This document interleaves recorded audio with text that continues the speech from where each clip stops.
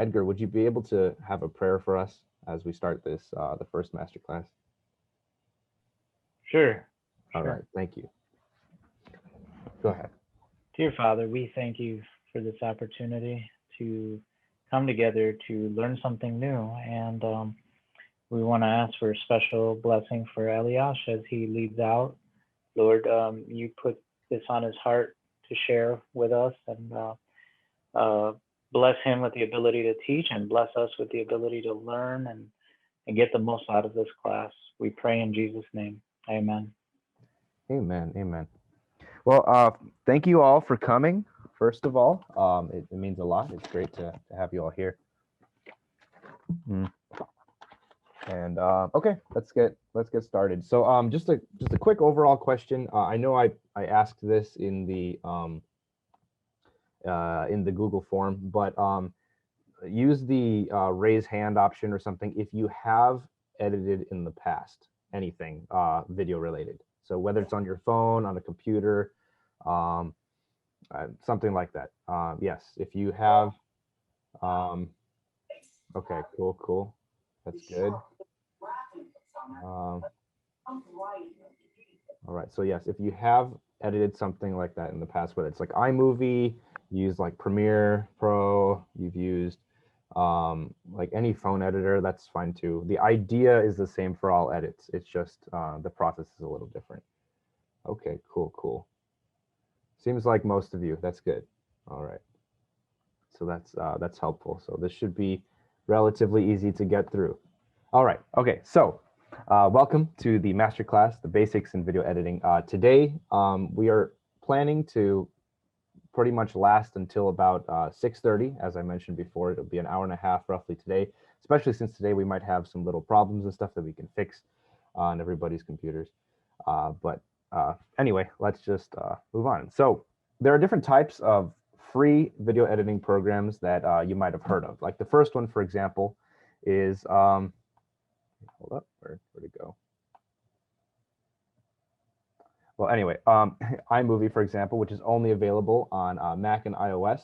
It's pretty good for basic video editing, but after that, when you get a little bit more complicated, it gets kind of annoying. But it's not bad, and it's free, which is amazing. Another free one is Blackmagic Davinci Resolve. This one's actually extremely powerful, and a lot of professional companies use Blackmagic Davinci Resolve. There is a pro version, which we'll talk about later, but the free version actually can do quite a lot. And it's known for its really good color grading abilities. So like if you want to change colors and stuff with like raw video, it does really good job at that. Now, Hitfilm Express, it's available on Mac and PC. It is also a very powerful free editor. It has changed over the years, so I had to kind of relearn it for this. But it's actually very similar to Premiere Pro, which is my favorite one. We'll talk about that one later. But the idea with Hitfilm Express is that if you understand Hitfilm Express, you'll easily switch over to a more professional one, such as Premiere Pro. Now, there are some paid ones that you might have heard of. There's Final Cut Pro, which is only available on a Mac. It is basically the pro version of iMovie, and it is used by professionals in entertainment. It was actually one of the leading video editors for a while until Premiere Pro started to creep up. Premiere Pro used to be a basic one, but now they're kind of more along the same levels. And it's really good. I started on that one actually, but as of late, I kind of started to like it less, and Premiere Pro kind of rose. There's a pro version of Blackmagic Davinci Resolve, and it's called Studio. It's just the better version of the basic one. There's Hitfilm Pro, which does what Hitfilm Express does, but it adds more professional tools.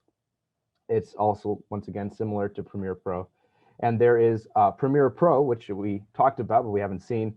It is available for Mac and PC. It is feature-rich and used by many professionals in the industry, and it is my favorite on the list. There is another one made by Adobe, which is called Premiere Rush, and basically it's an extremely basic version of Premiere. So it's very good for like mobile devices. So if you're on your phone and you need to edit something really fast, edit two clips together, put some pictures in a slideshow, whatever the case might be, that's what you would use. and it comes with your subscription to Premiere Pro if you do decide to get that at some point. Another very popular one is called Sony Vegas. It is available for Mac and PC. It's a very, very good program used by professionals, but I've never used this one ever. I don't have any experience at all with this. If you decide to go this route, I can't help you because I have no idea anything about it, but I hear it's really good. So yes, we will be using Hitfilm Express because it's very similar to Premiere Pro. So if you end up really liking video editing, transitioning to a professional editor like Premiere Pro won't have a huge learning curve. Eljasz, So that is very similar. What's up? Well, I started studying graphic design, and I have After Effects. I'm surprised you didn't mention that one.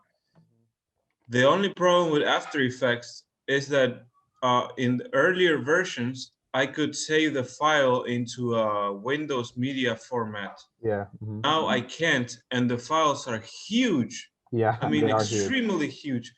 And I have to download some kind of packets that I don't know. It's a pain. So I'm not using After Effects as much now. So what can you say? Do you know anything about After Effects? So After Effects is not an editor. It's a common misconception. They're both made by Adobe Premiere and Adobe After Effects. They're actually two halves, quote unquote, of the same program. Premiere is the editing side of it, and After Effects is the special effects side of it. So if you wanted to, let's say, animate Iron Man, right? You would do that in After Effects. You can't do that in Premiere. It's just to edit clips together. You can do basic effects in it. You can, like, say, for example, if you want to have an arrow move across the screen, you can do that in Premiere. But if you want more advanced specialty things, that would be what After Effects is for. And After Effects is really, really bad at basic editing. So you got to use them together, but they're for totally different reasons. So if you were using After Effects for editing, I feel very bad because that's a pain, and I know how that would be. But yeah, it's crazy. But that's kind of why I didn't mention it, because we're not doing special effects today, and I don't have a ton of experience with After Effects, particularly because my computer is not extremely powerful for that. Like you said, it has huge file types, huge file sizes, and it can be a pain to use at some point. But the cool thing is that Hitfilm Express is actually both. It is an editor and a compositor, which is what is a special effects thing. So at one point, I animated lightsabers with it, which worked really cool. And it was a free program. So you can do that. It'll just take a little bit more learning. Those are more advanced things that I haven't even done in a while, but I could teach if you guys want at some point, but not today. But oh, okay. Yeah, thanks for the explanation, because yeah, I know that we were doing like you were saying, special effects with After Effects, but yeah, because okay, yeah, thank you. Yeah, you're welcome. Yeah, please just cut me off if you have any questions. Just let me know. Ask them, please. Okay, so what we're going to talk about is pixels first. Don't worry, we are going to get to editing today. I just need to get a couple preliminary things out of the way so you guys kind of are all on the same page. And also this, I know some of you might know all this, but just please bear with me. Let's get through this. So pixels are the small dots that make up a physical screen. The more dots, the more detailed an image, and the more detailed an image, the better it looks. So if you take your phone or your computer or whatever it might be, and you bring it really close to your face, you'll see a bunch of little dots, okay, that make up the image that you see. So the closer you are, the less clear the image is. So the farther you are, or really like the optimal viewing distance, which for me on my laptop is about, about 1.5 feet or so, right? It's a very good spot. I can see the whole screen. It looks like it's a nice, fluid, good looking picture, right? But the closer you are, you'll see all the dots that make up the thing. And these dots, as you can see, with a common screen nowadays would be something that is like 1080p. This is it's called Full HD, which I will explain in a bit. But anyway, there are different pixel counts within each type of resolution, which is what we'll talk about in a moment. DVD is generally considered 480 pixels wide. I mean, sorry, tall. So it's 480p. 720p is something that is called HD. 1080p is full HD. The naming conventions are very weird, but if you get the idea that the more pixels there are, the better it will look. Yeah. So anyway, we'll talk about resolution now. So for example, like I mentioned before with the pixel count, all these little numbers right here, 3840, that's how many pixels are in whatever dimension it is. So obviously, if we're talking, if you think about it math-wise, right? The first set of numbers, 3840, that's your x coordinate, right? And then your y coordinate is 2160, right? So that's how tall it is. So if you look at this right here, if you guys can see my mouse, I don't know if you can. Well, you know what? Here, let me get a pointer. Oh, that's a red pointer. That doesn't help. You can see it is 3,840 pixels wide and 2,160 pixels tall, right? Now, if you look at this, 1080p looks really small compared to 4K, and that's because it is. 4K, which is the common standard nowadays, you probably heard it like, oh, 4K Ultra HD TV or something. It's like, wow, that's an amazing looking TV. Well, it's amazing looking because it has 4 times more data than 1080p, which already looks pretty good on its own. Okay. In the past, we used 720, which was like the original HD TV. You know, those plasma TVs that they had back in the day, they were probably 720p or HD, or high definition is what HD is. And there's also 480p, which is commonly found in DVD players.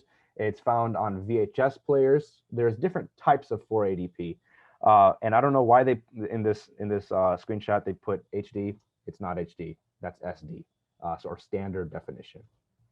And that one has 852. Can you move, please? Oh, there we go. Cool. 852 pixels wide and 480 pixels tall.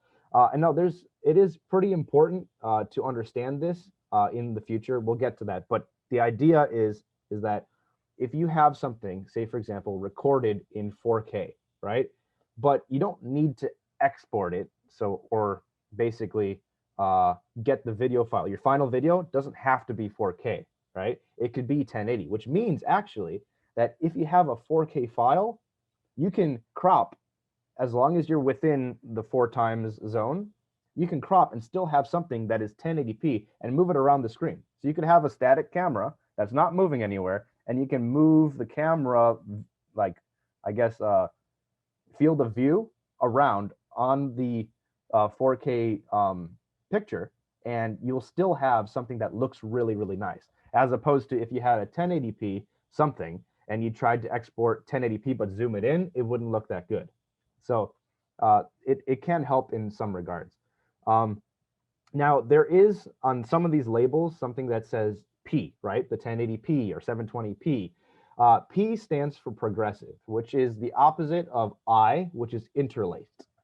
It is a symbol for how the pixels are shown on the screen.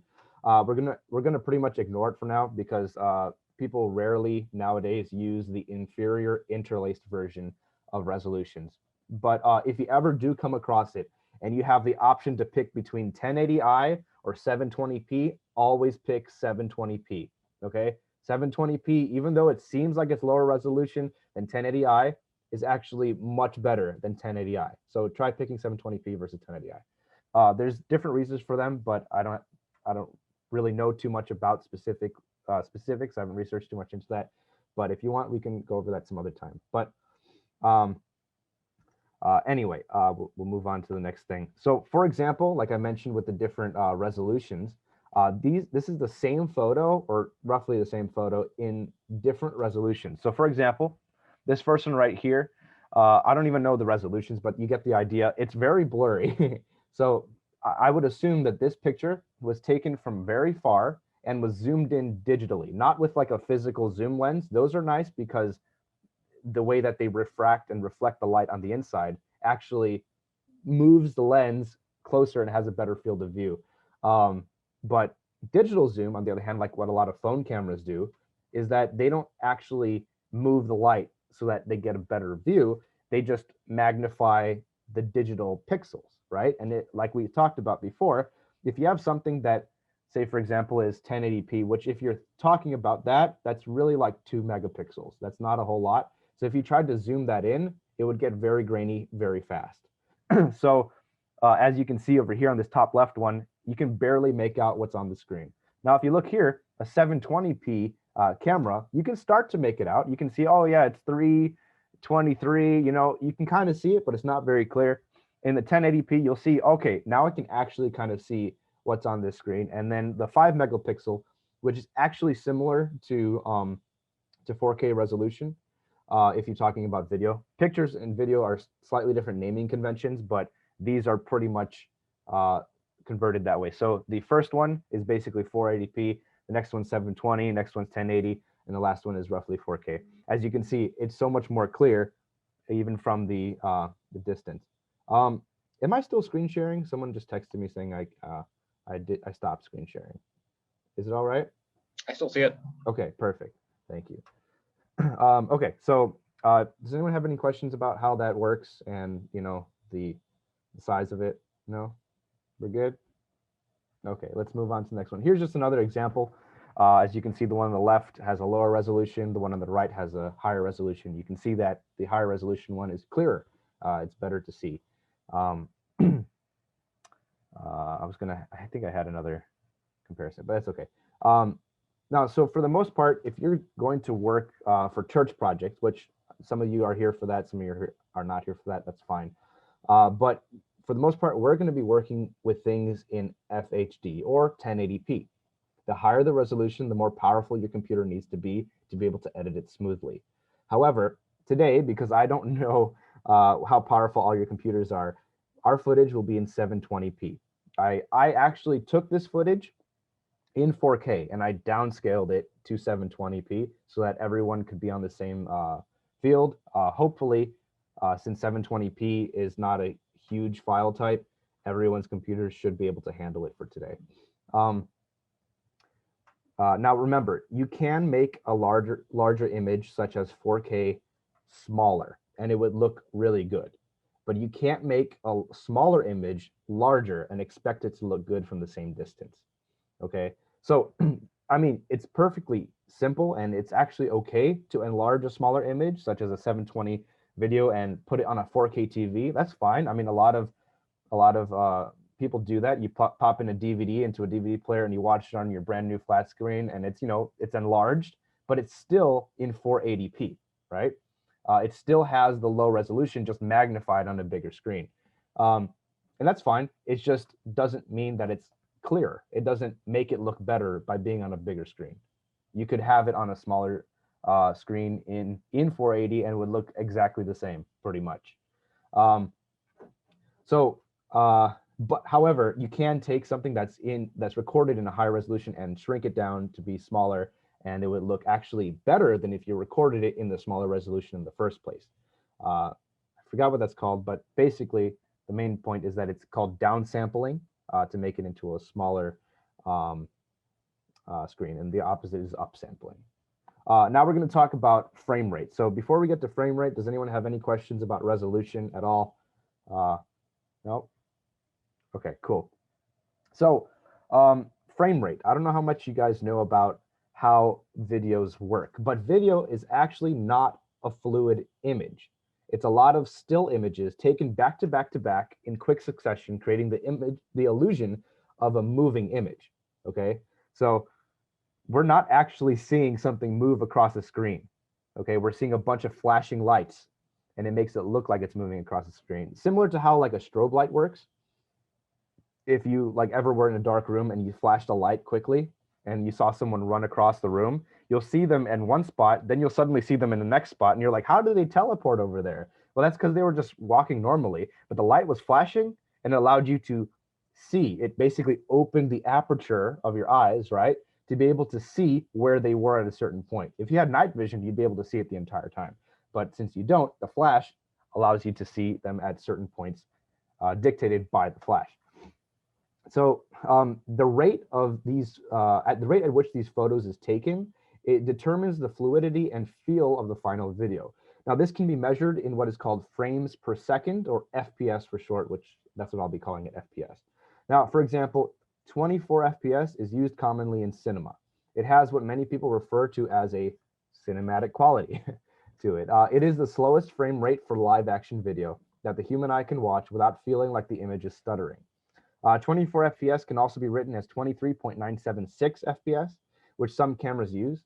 There is barely any perceptible difference, but some editing software gets kind of finicky with it.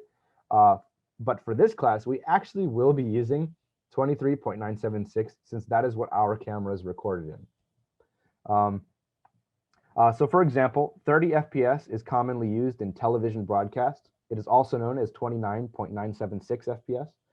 There's not a huge difference between 24 and 30, but if you look closely, there is a perceptible difference. You might see that 30 FPS video looks slightly smoother.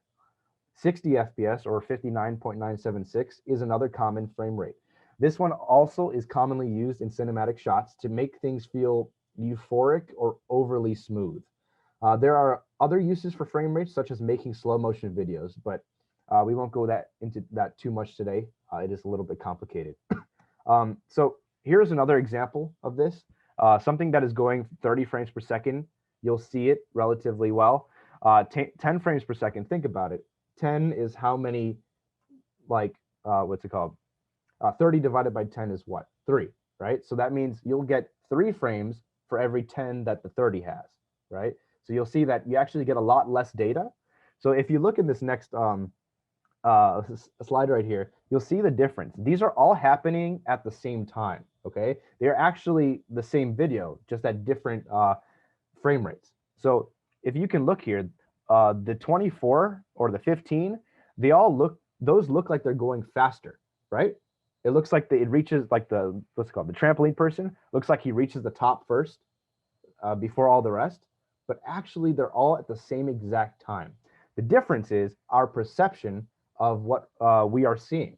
So in the 15 FPS versus 30 FPS, for example, we are seeing exactly half as many frames. So let's just use an example. Let's say I can eat 24 slices of pizza, okay? Or you know what? Yeah, well, let's use 15 and 30. That might be easier. Let's say I can eat 15 slices of pizza and my friend Nate can eat 30 slices of pizza, right? If I have 30 slices of pizza and I give them to Nate, he's only gonna be half full, right? But if he gives me his 30 slices of pizza, it's gonna take me twice as long, or 2 meals, quote unquote, to eat those 30 slices of pizza if I can only eat 15, right?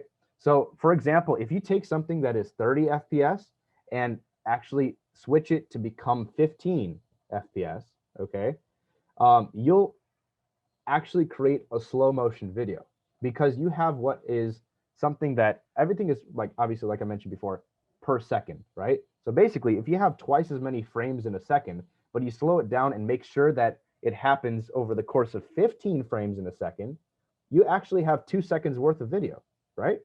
Because you'll have 15 from the first half and 15 of the second half of that second. So now you'll have something that covers 2 seconds versus 1 second of video.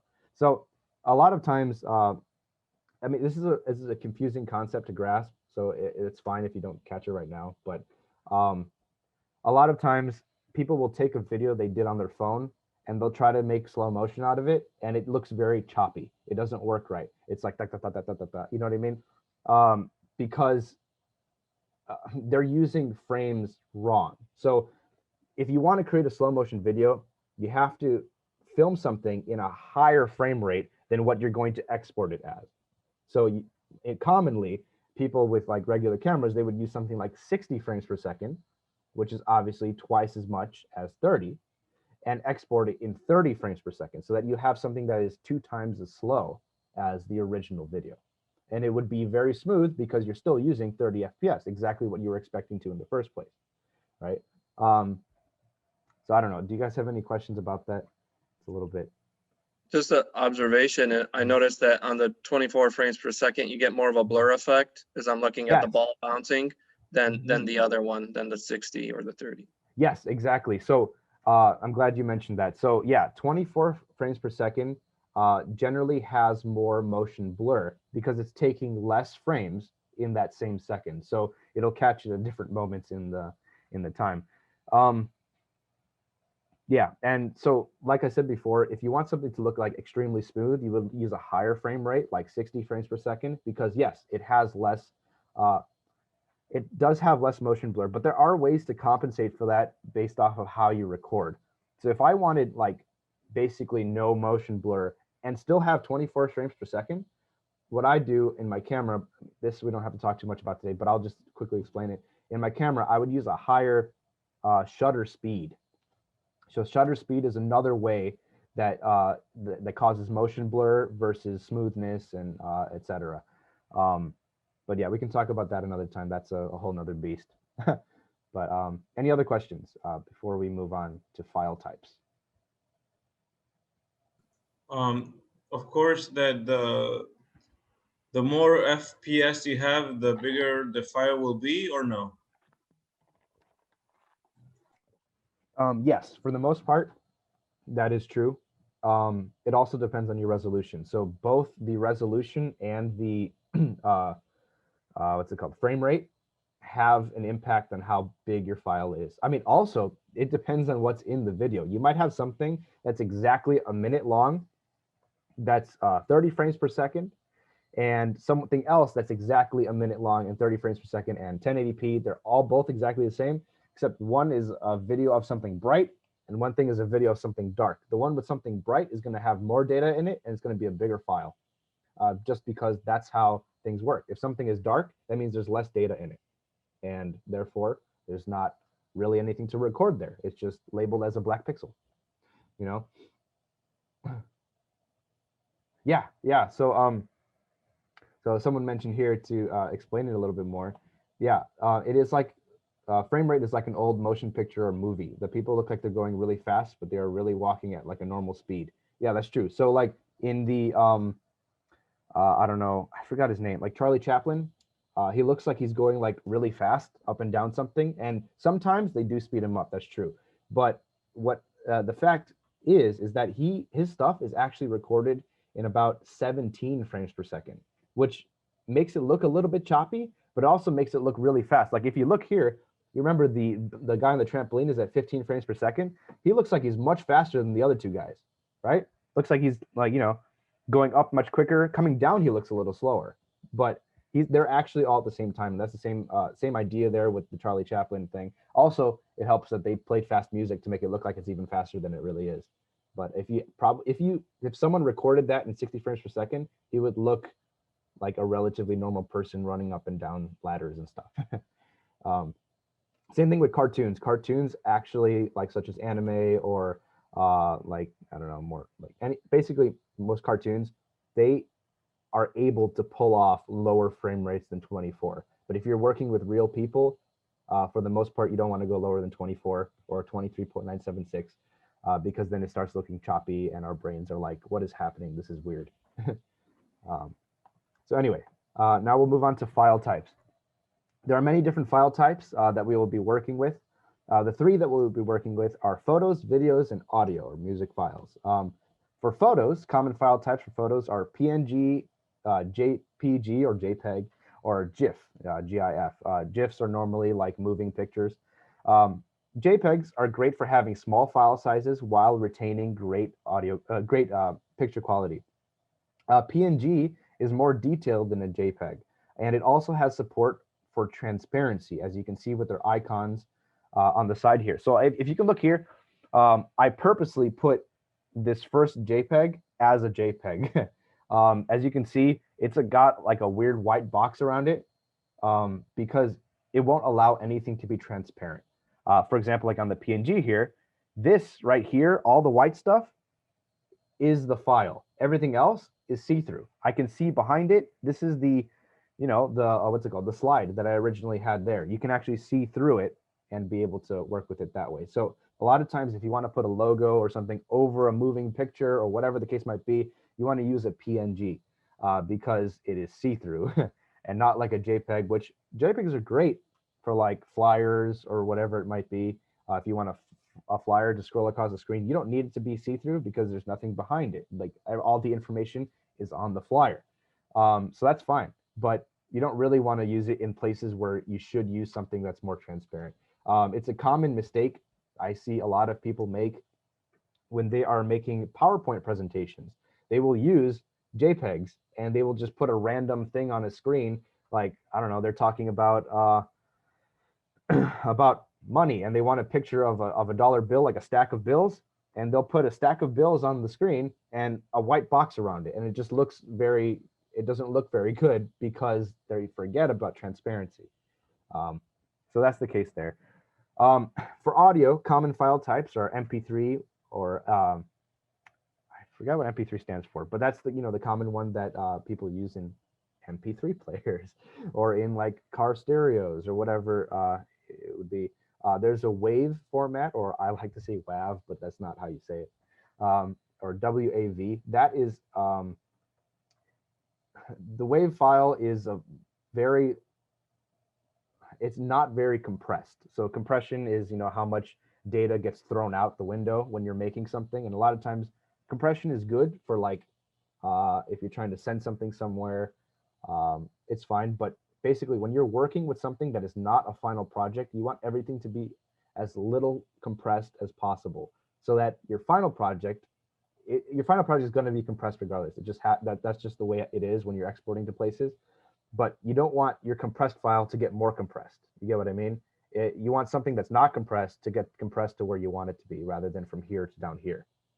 And then M4A is another type of audio file, which is used. M4A is also known as AAC, and it's used generally as a final product in videos. That's the file format that your audio ends up being. It's also the same file format that a lot of Apple devices use. They don't use MP3, they use M4A. Yeah, and like Spotify, for example, uses a different file format. It's similar to MP3, but they convert their MP3 to something like, I think it's like OMW or something, but it's basically exactly the same as MP3, just called different. Anyway, so WAV formats generally are much less compressed than MP3, and that is what the professionals use before they compress it to MP3, where the consumer hears it, so that they have the best quality possible before they give it to you. Now for videos, common file types are MOV or MOV or movie files, MP4, and MPEG. MOV is typically what Apple devices record in. It's a great file type. MP4 is what pretty much everything else records in. And MPEG is a very old version of MP4, commonly found on like DVD players. There's MPEG 1, which is just considered MPEG, MPEG 2, which is DVD players, MPEG 3, which is MP3, that's where it comes from, and then MP4, which is technically MPEG 4, but no one calls it that anymore. That's what we commonly use for video, and that's what we will be using for us today. We will be using PNGs for photos, for most photos. There's one flyer in there that's a JPEG. We're going to use WAV for audio and MP4 for video in this class. PNG and WAV because they're superior than other file types we mentioned in their categories, and MP4 because that's what our camera recorded in. You can find out what your file type is for any file by looking at its name. If its name is pizza.jpg, then it's a JPEG file, and you can reasonably assume that it's a photo of a pizza.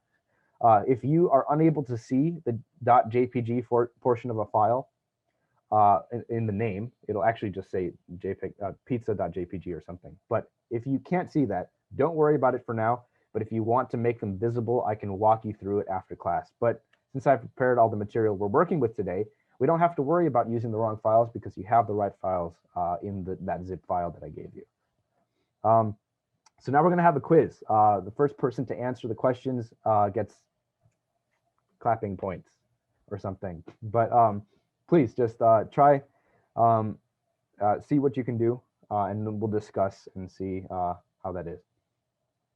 Anyway, first question. What resolution and frame rate will we use today? E. Wait, who said that? I did. Okay, cool. Yes, E. E is correct. We're using 720p with 23.976 frame rate. Yes, that's what we will be using because I don't know how powerful your computers are. So how much bigger is 4K compared to 1080p? All right, we've got someone saying 4 times larger in the chat. That was my mom. Good job. Woo. And then we've got what is the point of frame rates? We're just going to discuss this one. Does anyone have any idea? Can you explain it back to me? Why?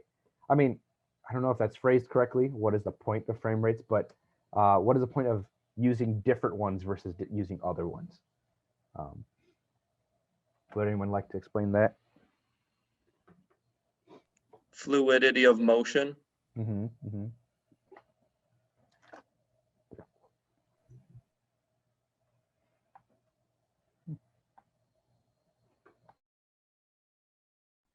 Yeah, I will say that pretty much the same thing. The smoothness of the image you're seeing. Because I used to do stop motion videos Right. with Play-Doh and toys like that.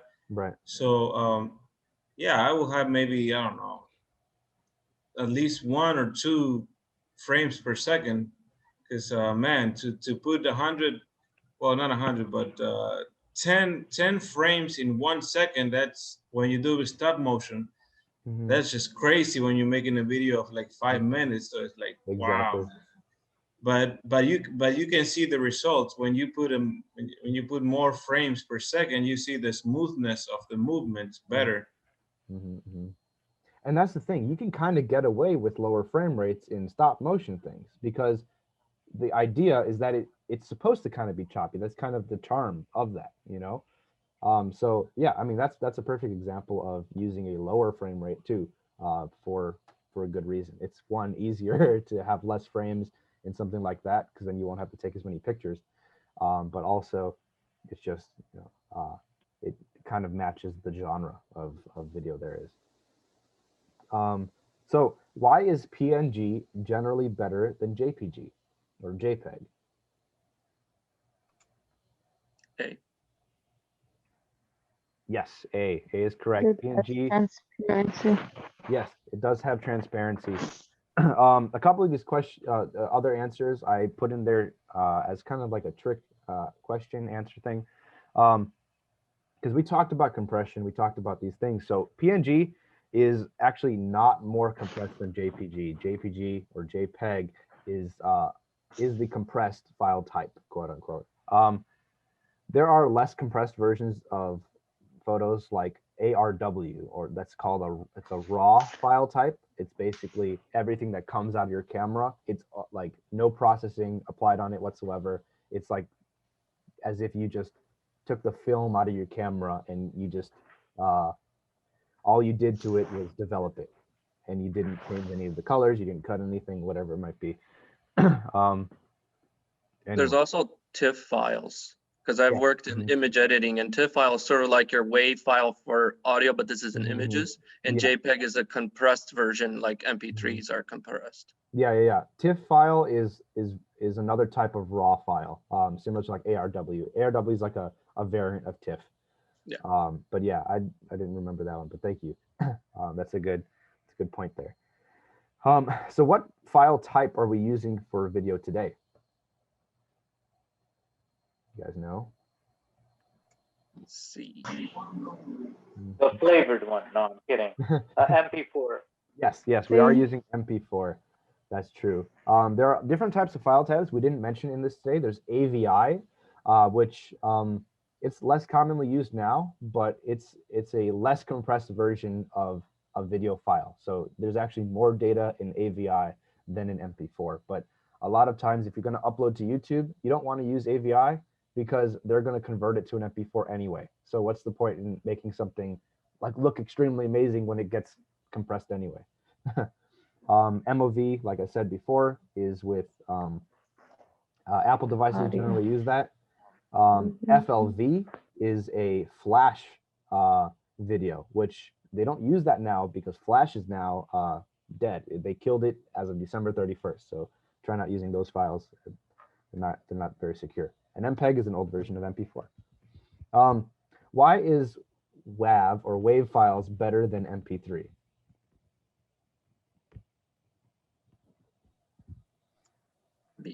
Because it's less compressed. That's correct. Yes, it is less compressed. It is not smaller than MP3. Generally, they're 2 times, if not way more larger than an MP3. Yeah. And also there's a special thing in here, which I haven't talked about, but WAV files are lossless files, meaning that, for example, if you wanted to play a WAV file on a loop and you had something, and if you put it back to back, it would not skip. It wouldn't pause in between the two. Even just for a moment, it would just smoothly play into the next track, right? MP3, on the other hand, there's going to be a very, very small, like, pause in the middle, or silence is what they would call it. So if you put 2 MP3s back to back and they were supposed to loop together, similar to like the WAV file would, you would feel like a little stutter in between. And that's not really pleasing if you're editing something together and you want a smooth flowing track. So that's why generally you don't use MP3s while you're editing, unless it's like one long track. That's all you're using, you know. So bonus question, we didn't discuss this yet, but what is the following a picture of? Does anyone know? Hit video editing something, I don't know. Tracks. Yeah, it is Hitfilm Express, but what specific part of the workspace? The workspace is the whole program. That's what they call that. But what specific part of the workspace is this? It's a bonus question. Let's see if you guys can figure it out. The editor? I don't know. It is the part that you would do the main editing. Yes. Hey, what do you, I don't know what the technical name is, but it's the timeline basically. Yes, it is the timeline. That's exactly correct. It's the timeline. So if you look at this, as you can see, there's, you know, it actually shows you how many seconds or minutes you are in the video. It'll show you how long the video is. The audio is on the bottom, as you can see here, and the video is up here on the top. Generally, these are linked together. So if you move the top one, it'll also move the bottom one for you. If they are linked together. Say, for example, I make a video. It has a video track and it has an audio track. Those are linked together. But if I add music, that's going to be separate. It's not going to be linked to the video track that I have there. Anyway, so that's my presentation here. We're going to get to editing in a moment, but there's one thing that I actually forgot to put in here. When we are exporting, okay, I will get to that later. I'll explain it again. I just want to say it now, just to say it. We're going to be exporting our videos in 720p at 23.976 FPS. That's true. I said that before. But also, we're going to be using MP4 format, and the specific encoding that we're going to use is, it's weird. It's a very weird name, but it's H.264. That's the type of compression or encoding that YouTube uses. So if we're going to upload anything to YouTube, that's what you want to export as. And the audio that you want to export is AAC, which is similar to M4A, like I mentioned before. But those might sound like gibberish right now, but you'll get it later when we go through the thing, and you'll be like, oh, that's what that is. I'm going to use that one. But anyway, let's take like a 5-minute break so that we can get started on opening up our program, and we can go through that. Some computers will take longer to load it, so go ahead and do that. I'm going to just stop sharing my screen. I'll get it set up on my end, and in about 5 minutes, we'll start with that. You guys have your program open? Is it working okay? It's loading. You guys were able to log in, activate the account. It's good. Just to make sure, let's make sure everyone downloaded the Masterclass zip file. That's going to be pretty helpful today, since I'm going to be walking you through an edit that we will do. Yeah, we'll see how that goes. But if you look at the screen share that I'm doing, if you open it up, you should see something very similar to what I have on the screen right now. If you don't, please let me know. I'll help you figure that out. So Eljasz, what about the zip file? I didn't get that. Yes. Okay, that's good. I mean, not good. I will send it to you. Forgot you did not get my original email. Did you hear that Samsung is coming with 200 megabyte cameras? 200 megapixel cameras. Yeah, I've heard of that. Like for example, the current Galaxy S20, I believe. It has, well, the S20 Ultra has a 105 megapixel camera. And that's already pretty large.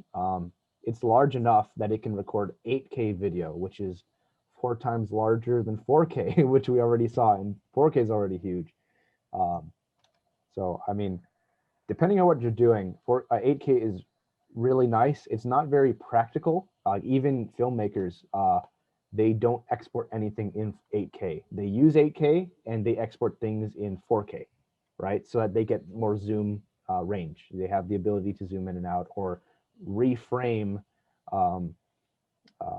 like pictures, as it were. Like, say for example, you have 2 people on camera, and you actually didn't want it to focus on this person. You instead want to focus on that person. If you crop in a little bit and shift the focus over to that person, then you'll be able to like completely change how the scene looks after recording it, which is kind of crazy. So that's kind of the power of 8K. Anyway, I did send the link in the chat if anyone still has to download that file. It's a pretty small file. I think it's like 333 megabytes. But there's that. It's a zip file. Has everyone been able to unzip the file? Mac, it's a lot easier to unzip. On Windows, there might be some steps if you don't know how to do it. It was fine. Sorry? It was pretty straightforward. It was fine. It was. Okay. I didn't run into any issues. Okay, good. I'm glad. But make sure it's unzipped because sometimes Windows allows you to click into it, but it doesn't unzip the files. You'll run into some problems. Yeah, you know, it's funny because I'm not sure because I recently downloaded and installed this 7-zip app. 7-zip, yeah. So when I opened the file that I downloaded, it automatically had the app open up, and I was able to extract and see whatever. That's good. That's good. That's very good. Yeah. So yeah, I mean, that's always a great thing to do if you guys can't unzip it for whatever reason. I mean, zip files are relatively easy to unzip. There are some other files like RAR files, RAR, or like 7Z. Yeah. Those you would need a special program like 7-zip. That's a very good program, a very simple one to use. But I don't think we'll run into that today. Okay. So now that we're here, we can move on. Last call for questions before we start this. Any questions at all? Okay, cool. It seems like we don't have any questions here. So what we're going to do now is we're going to start preparing to edit and then edit. So first thing first that we're going to do is that for some reason Zoom is not letting me share my screen. It's only letting me share the app. So I can't really show you this, but I can walk you through it. Just so that we can all be on the same page, everybody move that zip file or whatever you got out of the zip file to your desktop, just so that if we have any problems, I can just say I know exactly where it is. Okay. So just move it to your desktop and we'll see how that goes. It should be titled Masterclass Basics in Video Editing Week 1. That's what the file should be called. And then inside that folder, there should be something that's titled 1, edit with me in class, and 2, edit on your own during the week for homework. Yes, I will give homework. But yeah, so this is the stuff that we're going to be using to edit today, and then also later on if you decide to do that. All right, so now that I'm assuming everyone has done that, we can get started on this. So we're in Hitfilm Express. There's a lot of different things you can do here, but for right now, it's actually pretty useless. All we can do, basically, that's useful to us is click New. So you go and click New. Perfect. It shows this thing in the center. Are you guys able to see this little pop-up that I have here? You are able to see that. Okay, perfect. Good. Yeah. Zoom is not being weird. All right. So editor. Yes. So what we're going to do, since our videos today are in 720p, we're actually going to change this setting right here. So we're going to go click on this, and we're going to scroll up to 720p HD at 23.976 FPS. So we're going to click that. That's all you have to do right there. We don't have to worry about basically any of this stuff because all this stuff right here is part of this preset. So if I change this, this stuff changes as well. So what we're going to do is 720 HD, 23.976 FPS. Eljasz? Yep. Yeah, when I click there, I only get custom. I don't get anything else, any other option. You don't get anything else? Nope. Okay. Well, you know what? I'll walk you through creating one through custom then. So we'll go to custom.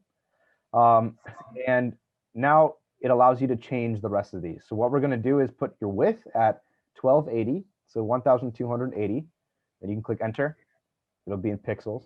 Then your height will be 720 pixels, and your frame rate will be 23.976, and your aspect ratio is square pixels or 1.0.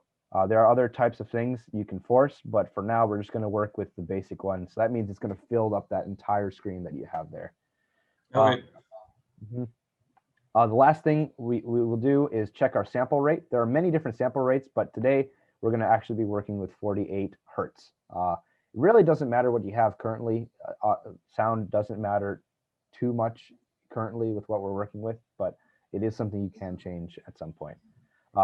Just like resolution, the higher the hertz, the better resolution to your ears the audio will be. It'll sound better. A lot of people won't know the difference between 44.1 kilohertz or 96 kilohertz. Most people won't tell the difference, but you know, if you're editing and you got an ear, you might tell the difference, and it's helpful to record in a higher hertz or higher kilohertz is what they normally call them. Anyway, so now we can just click OK. There is some rendering stuff that we can do, but we're going to ignore that for now. We don't have to mess with that. So we'll just click OK. And it'll load a bit. It was showing export for me, but just ignore that. That was from my previous video that I had used. Let me just remove it. So I'll be just like you guys. Okay, so we're here. We're in the editor. Just as a side note, the free version of Hitfilm Express now, in the past it wasn't this way, but now it comes with a very light theme, so it's like blinding you. If you decide to pay even the smallest tier, which I think is like $5, it'll give you a dark theme. I have the dark theme for free because I had this in the past when the dark theme was free, but now it's just we have to suffer and be blinded, but that's okay for now.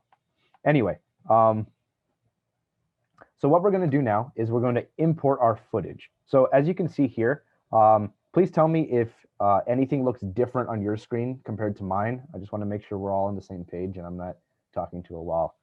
But is there anything that's different on you guys' screens so far? What you can see? Okay. Yes. Yeah. What's up? I don't get the black screen or black rectangle there on the upper right. It just has the Q tab and presets tab under export. Oh, I should be on view. Yeah, too. Viewer. Oh, so Okay. it went to export for you? All Okay, right. I'm sorry. Yeah, I'm so good. make sure if you don't have the black box there, click viewer right here. Got it. Should be able to switch to the black box. Okay. So what we're going to do now is if you look down here in the bottom left corner, you'll have this thing that says media, effects, controls, and history, and there's a couple more tabs that you can look at. We're going to ignore most of them, and we're going to go directly to media. So we're going to click that, and now you're going to be able to import the media that we're going to work with today. So you click import. You can also drag and drop, but I'll just walk you through this. So I'm going to go to desktop, and I'm going to scroll down to Masterclass, right? And then I will click edit with me in class.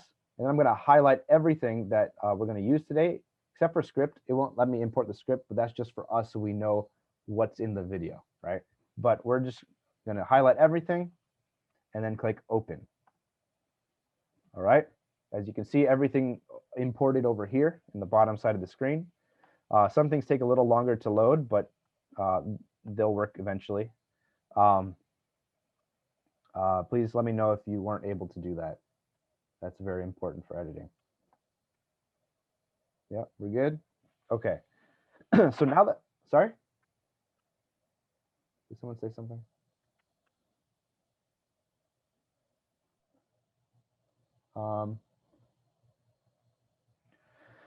Okay, I am being requested to do something one more time. Okay, so in order to get where we are right now, if you can see right here, so we started, let me just undo. Okay, so we started here. You can click viewer, so now we can see the little black box. And if you want to import videos, you go down. You were probably on effects originally. And then you go to media, and then you click import. And then you click all the things that you want to import and then open those. If you're wondering how to get to this big screen, on your main screen, if you look on the top left, it would say something like new file or new or something like that. And then it would allow you to choose the resolution, which we talked about. And then it'll bring you to this screen right here. Good question. But anyway, now that we're in this spot right here, what we're going to do is bring in our main footage. So our main footage right here, I titled Video File for Hitfilm Promo. This is the promotional video that I sent out to you guys a couple weeks back, okay? We're going to edit this one together.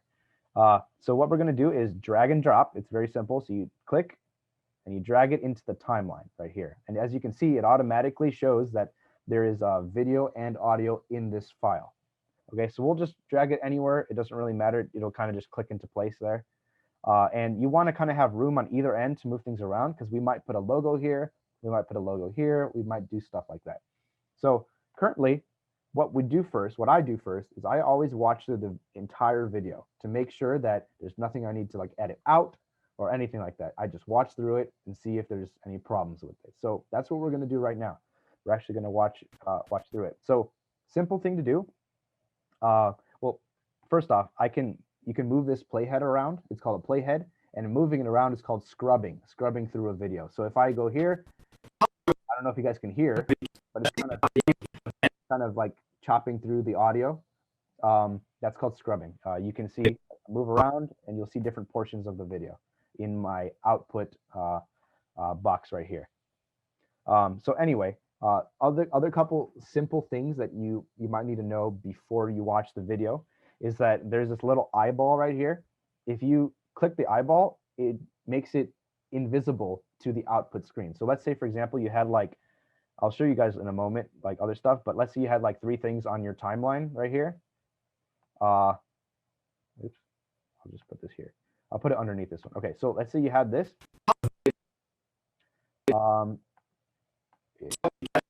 Okay, let's say you had this thing visible, and you had both visible, and one was underneath the other one, right? But you just wanted to look at the one underneath for a moment before going back to the other one. You can just click the little eye, and it'll make the entire row disappear, and everything underneath that will now be visible. Okay, it's just helpful sometimes. I don't use that too often, but it is helpful. Same thing with audio. If you have 2 tracks, but you only want to listen to, let's say, the person speaking, right, but not the music, you can click in here, yeah, you can click mute on all of the other tracks except for the one you want to hear, and you'll just be able to listen through that, and then you can unmute them later. Make sure that you unmute and or make visible again before you export, because it will actually keep exactly what you did. So say, for example, you want to export only audio of the person talking, it will do that if you decide to mute all the rest. It's great, it's helpful in some cases, but it's not always what you want to do in a final video. But anyway, here, I'm going to undo to get back to where we were. For those who don't know, undo is Command Z on Mac and Control Z on Windows. That's how you go back. And if you want to redo something, it's Command Shift Z on Mac or Control Shift Z on Windows. It's very helpful to know some of these keyboard shortcuts, because it'll mean you won't have to go to File, edit, undo. Like, it takes a bit to keep dragging up there, so it's just easy to have the key combination on your keyboard. It's also something that can be used in many other programs, so it's pretty simple.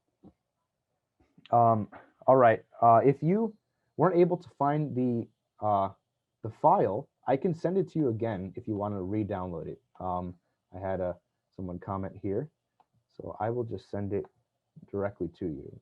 You can try it out and see if you follow along. But remember, everything is going to be recorded today. It is being recorded today, and you will be able to see it later on YouTube after we're done.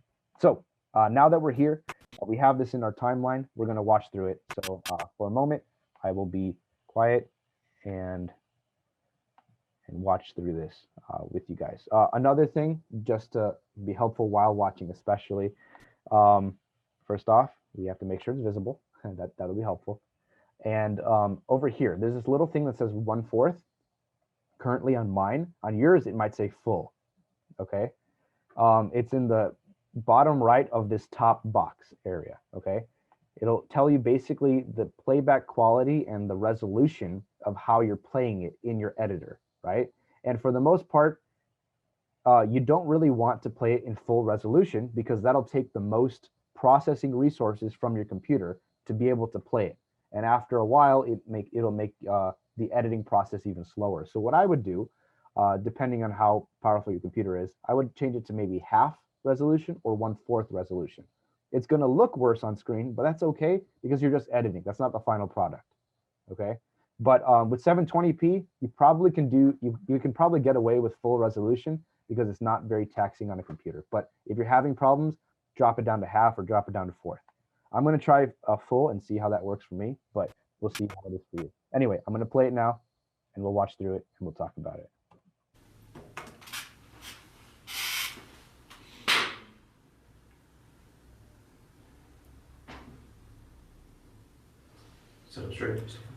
Hello everyone, welcome to my video editing masterclass for beginners. Over the next couple sessions, we will be learning the basics of video editing that will allow you to import videos, audio, and photos into a timeline, cohesively edit them, and then export them in a universally recognized standard.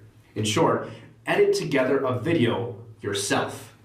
We will learn the basic professional terms used when editing videos and together build the foundations of what I hope is a very rewarding experience for you all. What we learn will be applicable for many different video editing programs, but to limit cost, we will use a free program called Hitfilm Express, which can be found at the link below. To join this class, just fill out the Google form at the link below, download Hitfilm Express, and make sure that you come to class. You can also contact us at sdamasterclass@gmail.com for more details. I hope to see you all there.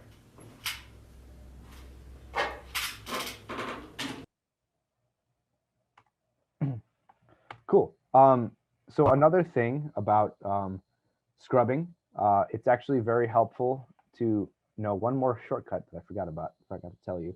The space bar. The space bar allows you to play. As you can see, it started moving. And if I press it again, it'll stop. That's helpful with playing and pausing. You can also use this little button here, but that once again, it means moving your mouse where your mouse could actually be here doing something already while you're pressing the space bar. Anyway, that's that. Can you guys tell me some stuff about the video that you noticed, maybe audio-wise or video-wise, or how this was done? Please let me know. There's some stuff that probably needs to be cropped out, like some background noises that you probably don't want, or like at the end where you're holding up the remote to just kind of click stop on the camera. Exactly. That's definitely one thing. Yes, so there is an audio problem. This is the audio that was built into the camera. So that's what the camera recorded. Now I recorded a microphone separately, and we're gonna actually put that separate microphone instead of this audio because we want the better audio, not the camera audio that's very fuzzy and you could hear like my shoes moving and me breathing, like you should hear me breathing, but you know, it was a like echoey breathe. And every time I talked, it would echo in the room, things like that. I don't know. Also, if you noticed that the microphone was in the shot right here in the top bit right here. You see that little microphone, that little piece of black stuff that was not part of the wall? That is the microphone, and we don't want that in the shot either. Doesn't look good. You never want that there. I would like to say that I purposefully did that just to prove a point, but I didn't. That was an accident, and I'll own up to that. But anyway, there's that. So we're going to do a couple things right now. First, we're going to replace the audio. That's the first thing you always want to do in videos like this. You don't want to edit anything shorter because then you might not be able to figure out where it lays in relation to this audio right here. So what we're going to do is go and grab the audio. So I helpfully named it masterclass.wave or WAV. So what we're going to do is drag this down. Do not put it on top of this one. We don't want to replace it. We want to put it below it, okay, right here, so that it's lined up with it. If you can see right there. Now the thing is, as you can see, it's twice as long as the other one, okay? And that's a problem. I actually recorded 2 different takes in the same audio file, okay, but only one take on the video. We're going to use this take because that's the only video we have currently. It's the best one, so that's why I gave it here. But we have 2 takes. One is a bad take, one's a good take. We can reasonably assume that the second take is the better take. So what we're going to do is drag this and have it roughly match the one on the bottom, okay?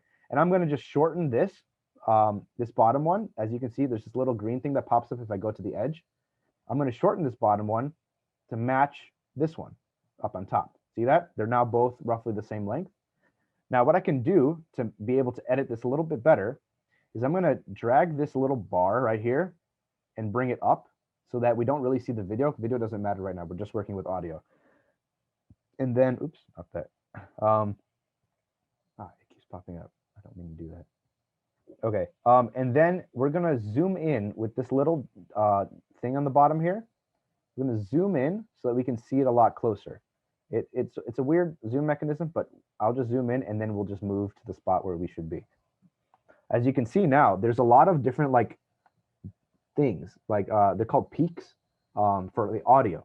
This is a way to visually edit audio. Like if you really wanted to, you can get really close and not even listen to any of the audio. And you should, as long as it's the same track, be able to sync up the audio to make sure it matches the video without even listening to it. You should be able to do that. But we're still going to do both today. We're going to look at it and we're going to listen to it to make sure it's right. Is it a visual representation of the frequency waves? Yes. Well, less frequency, more so volume. Volume. Okay. Got it. In this case, yeah. So, I mean, there are different ways to view this, and not necessarily in this app, mostly for like audio editing apps. You can view them as frequency or volume. But in this case, it's volume because I don't know if you might notice. I don't think I clapped. Did I clap? Yeah. Oh, wait. So Nate clapped. He was behind the camera this time. So he clapped. And you see this peak right here, this big spike. That was showing that, bam, that's where it happened, right? So as long as you match those 2 up, or basically you can match anything else up. It's just helpful to have one very loud thing where everything else is quiet. If you match those up, everything else should be in place and you should be good to go. You should have a good sound in that case. But you remember, you have to delete the original track, which you didn't like in the first place. So we'll listen. Let's see if this is matched up. So straight. Hello everyone. Welcome to my video. Whoa, it's not matched up, right? You could hear it. Masterclass for beginners. Over the next couple sessions. It's pretty bad, right? You can see that there's 2 tracks trying to fight for each other. So we're going to zoom in a little bit more and have this render a bit. All right, so this is zoomed in pretty far. Now we have to figure out which one is the one that's ahead. As we can see, this one started making sound first. This is the one that's part of the video. So what I'm going to do, it doesn't really matter which one you drag, but as long as you drag in the correct direction. So let's just drag the one that's attached to the video and we'll move it to the right a little bit so that it matches up with this one on the bottom. Right? So now these peaks and the troughs or valleys, really, I guess, I don't know. I don't remember, but now they look like they match up more. So let's play it and let's see how that sounds. Masterclass for beginners. Over the next couple sessions, we will be learning the basics. Much closer, right? We can zoom in even more to try to get it even more accurate. Let's see. I think it's this direction. Nope, it's not that direction. Let me see. The basics of video editing that will allow you to import videos, audio, and photos. No, we were pretty close to that first time. The echo that you're hearing is the original track. That doesn't sound good. So what we're going to do now is make sure that the edges of these match up in length, okay? So what we're going to do is go over here to the beginning of the track and zoom in a bit so that we can see how long each one is. So the bottom one, remember, we mainly care about how much video there is, right? So any audio that we have before the video exists, because this video can't be longer, right? In this direction, it can't go back in time. So what we're going to do is shorten this audio clip so that it matches the same length as the video. Okay, and we're going to do the same thing at the end of the track as well. So we're going to go zoom out and then zoom back in, move your playhead over here. And what we're going to do now is, oh, look at that. There's audio that finishes, sorry, the audio finishes before the video does. That's okay. We'll just cut the video off. We'll bring it down and match it up with the audio. Now, the next thing we're going to do is bring this bar back down so we can see the video again. Okay.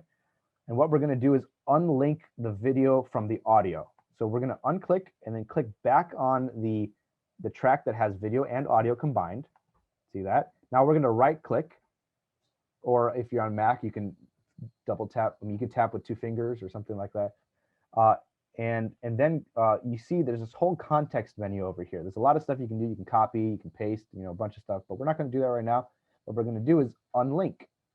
It'll unlink the two. And now if you unclick, you see, look, they're separate now. They're 2 different files, and I can move each one around individually and it won't mess up the top one.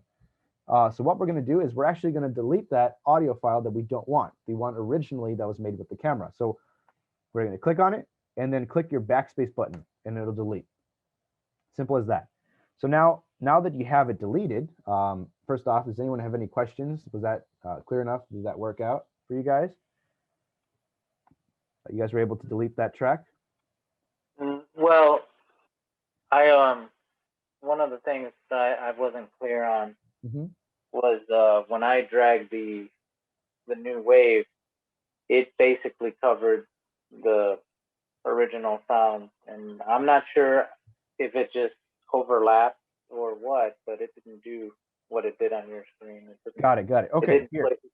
I'll show you how that works then. So I'll just set up a new one right here. So here's the original file, right? And here is the wave file, right? What you're going to do is, instead of dragging it on top of this one, what you're going to do is, I already have audio track 2, so it gives me another space, but I don't want to put it in my second audio track. I want it in the next one. I'm going to create a new audio track. So keep dragging down and it'll pop into a new spot for you. It'll appear down here. Because I guess I wasn't clear on that. But yeah, there you go. It wasn't appearing for me for some reason, but it should work for you because it worked earlier for me. But anyway, that was that. Yeah, yeah, that's not doing that. It's like I'm dragging the file over and it's not wanting to create a separate. It's not? Okay. So what you can do as a workaround is, here, let's see. Okay, I'm going to put the same video back on here. I'll put it after the fact. Let's put it here to make it more simple. Okay, so let's put it here, and I'm going to put that same masterclass thing, and instead of trying to create a new track down here, which sometimes is glitchy, just put it afterward and see how that looks. Oops. Okay, so put it afterward, and if it goes in, it should be good. Now, once it's in, try to create that new track by dragging it down. Once it's in. Okay. Does that work for you? No. It's got the no smoking sign. Okay, well, another way to create a new track is right-click your audio track and click Insert Track, and it'll create a new one, and then you can just drag it down. Okay. Did that one work? Yeah. Yeah. Okay. Perfect. So now that you have it underneath, just match it up underneath and match it with the and the valleys, so that we can have the audio match with the original. Also, right. And all you did was drag the. From what I can remember, was that you dragged the file itself to match the same length as the original, right? Or how did you do that? Well, so what I did first was I'll just show you again. So I matched up the audio, both of the audios, so that I didn't want to match up the length first. You have to make sure that they match up in sound first, right?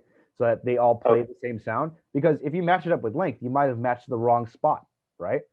It might be a spot that's unrelated to what you actually want to listen to, right? So we have to make sure that all these peaks and the dips, or I don't even know what they call them, but the valleys really, they match up with the original track so that we know that we're looking at what we're supposed to look at. So as you can see here, this is the clap that we make, right?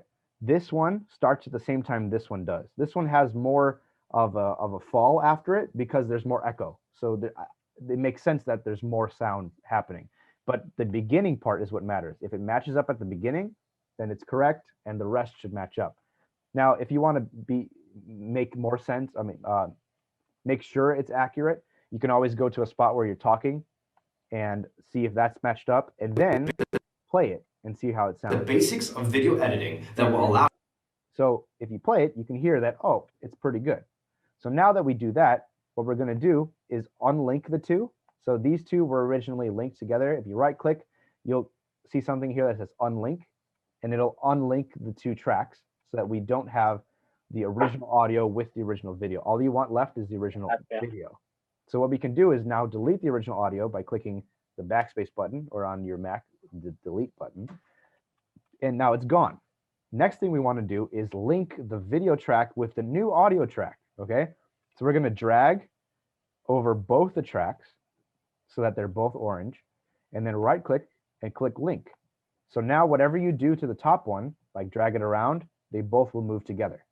And now as you can listen to how this sounds. Couple sessions, we will be learning the basics of video editing that will allow you to import videos, audio, and photos. It sounds much better than the original track, right? It doesn't have the same thing, like doesn't have all the echoes from the camera. It sounds like it's coming from a much better microphone, which is generally what you would want. Yes, OT, what's up? Just real quick, when I tried to align the clap, it seemed okay there, but when I played the video, there was a little lapse in the video to audio. So I had to zoom in like you had shown, zoomed in a little more, then align some of those peaks and valleys, and now it's good. Yes, exactly. So yeah, if it doesn't sound exactly right, just keep zooming in so that you can see if it matches up correctly. Plus, remember this, if you're zoomed out, every movement that you make will be a lot larger of a movement than if you're zoomed in. If you're zoomed in, you can move the same amount, but it might only move one frame, as opposed to now where it's moving entire seconds or minutes, right? Yeah. And as you guys know from earlier in class, one frame can be like, it's a portion of a second. Like if you're working in 23.976, one frame is a 23rd of a second or 24th of a second. So it's very, very small. So it really depends on how far you're zoomed in. Anyway, now that we have these two linked, is everyone else good? Everyone got to this point? Yeah, we're good? Okay, so now we've got this in here. I apologize, it's already 6:30, but I'm gonna keep going so that we can have the recording of this. But if you do need to leave now, I just wanna mention that we're gonna finish editing this, and then I'm going to give you the assignment which is basically very similar to this, but you're just gonna do it with new footage, and you're gonna do some stuff on your own by next week. And next week, we're gonna learn, instead of doing a single camera production, what we're gonna do is something that's called a montage. We're gonna take a bunch of different video sources and try to put them together with stuff. So we'll see how that works next week. But if you need to leave, feel free to leave, but I'm gonna keep going so that we can have a good recording of this. But anyway, we're gonna go and make sure that these are linked together, okay? So that they move together, that's perfectly fine, that's great. Next, there's a couple different tools that you do need to know about. First off, there's this little orange mouse, that's your selection tool. You should automatically have that one applied. That's basically the one that's defaulted. It allows you to move things around. It allows you to make things smaller, make things larger. It's your selection tool. Another tool that's very useful, the rest we don't, I don't use a ton with the type of editing that I do, but another one that's very important is the blade tool, or in this program, it's called the slice tool. If you click the slice tool, if you zoom in, you'll be able to slice anything wherever you click it. So now, since I sliced this video, it's now two separate video files, right? and you're able to put anything in between. You're able to move different sections around. In this case, we don't really need to do it right there. I just picked a random spot, but it's always something great to know, to have in case you need to insert something in a spot in the middle of a video while interrupting the video. Remember, if you slice it, it actually interrupts the video and it'll stop.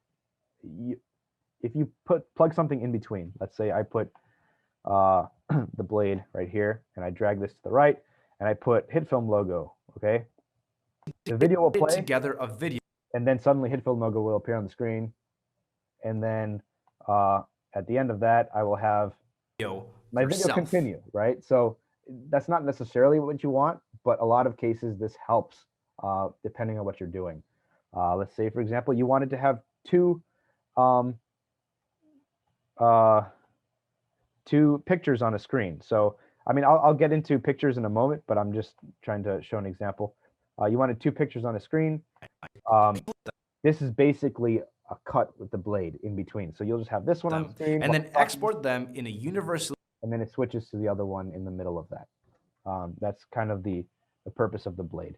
But for now, what we're going to be using is the selection tool. That's the main tool that is very simple and easy to use. So right now, as you can see, this whole first section doesn't really have any audio. I'm not saying anything important. We don't need to mess with that. I mean, we don't need it. So two ways to delete it. First off, the simplest way is you can just take it and drag it until it gets to the beginning of the video. Leave a little bit of leeway so we can do some special stuff later. I'll show you. But we basically deleted that first section. And now if I start playing from here, it'll go directly into the content of the video. Hello, everyone. Welcome to my video editing. And everything before that is black. There's nothing there. It doesn't exist anymore. Another simple way to delete it is by going, I'm just going to undo right now. But you can go here and you can click the blade or the slice tool in this program. In Premiere, it's called blade, so I get a little confused with the names. But you can also bring your playhead over here and slice where you want to cut. And then now you can just delete this section, and there it is. It's the same thing as just shrinking it. So it doesn't really matter which way you do it. They both work. And no one's better than the other. It just might work better for certain situations. So right now, that's what we're going to work with. Hello, everyone. Welcome to my. It works. That's how it is. We're going to go over to the end and cut off the end as well, so that we can end in the right spot and not just have all this end stuff with my hand coming up and stopping the camera. So what we can do there is either use the blade, the slice, or just shrink it by using the selection tool. You can totally do that as well. All right.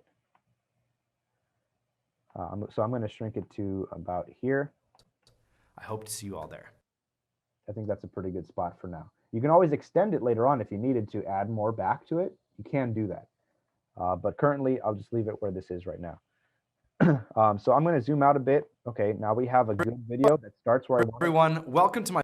And ends where I want it to. I hope to see you all there. Right. Next thing that we can work on is the cropping, because as you can see, there's that little piece of microphone that's still on the screen. So what we can do is go to our effects panel in the bottom left corner. You see this area where it says where it has media. Go click effects. Actually, sorry, not effects. It's different in this program. You go to controls. Okay. And then once you're in controls, you go to scale. And since this is very small, I'm going to try, instead of 100%, I'm going to try 101% scale. Okay, that cut off a little bit of it. Let me try 105%. Okay, that cut off more of it, but not all of it. Now, the thing is, since it cut off some of it, I now, if you look at this, at my screen here, you can see that some of the video, this blue line, is the video that's not on the screen, quote unquote. There's still some available down here. So instead of just keep cropping so it zooms into my face, what I will do is instead, I'll make it 103% scale. There's still mic up there, but what I'm going to do is change the position. So I'm going to make it, oops, not that. I'm going to make it higher. I'll make it high enough that it still fits on the screen. By doing, let me see it, probably 5 would be the best. Yeah, and it's still cut, well, it'll cut off the microphone. So I'm going to do it 1% more, 100% because I still see the mic there. So I'm going to do 104% and then make this one 6. So that now I have the most real estate while still cutting off that little piece of microphone that was on the screen. So now if I click this thing, scale to fit, it'll fill the screen again. And then I will be able to play through. Hello, everyone. With that piece cut out. Now you won't be able to see the mic that was dangling in front of the camera. That was just a way to easily fix something like that. Obviously, if it was a huge thing, it might be better to just leave it in the shot than crop it, depending on what you're doing. Sometimes one way might look better than the other way. But anyway, moving on, now that we cropped that a little bit, what we can go do is go back to our media bin or our media section, and now we can start editing and putting stuff in. For the most part, if you remember, this video was done in one take. So it was pretty much straight through. That's it. We don't have to edit pieces together. No cutting, nothing like that. So we're good on this part. We don't need to do anything there. So what I'm going to do is I'm going to add the logo at the beginning. We have a special logo at North Shore here where every video I make, I start with this logo. So I'm going to drag the thing that says logo.mp4 and I'm going to drag it onto the screen. I'm going to, since this is the first thing that shows up, I'm going to actually put it all the way at the beginning. Oops, sorry. I'm going to put it at the beginning. And now that it's at the beginning, I'm actually going to drag this and put it right next to it.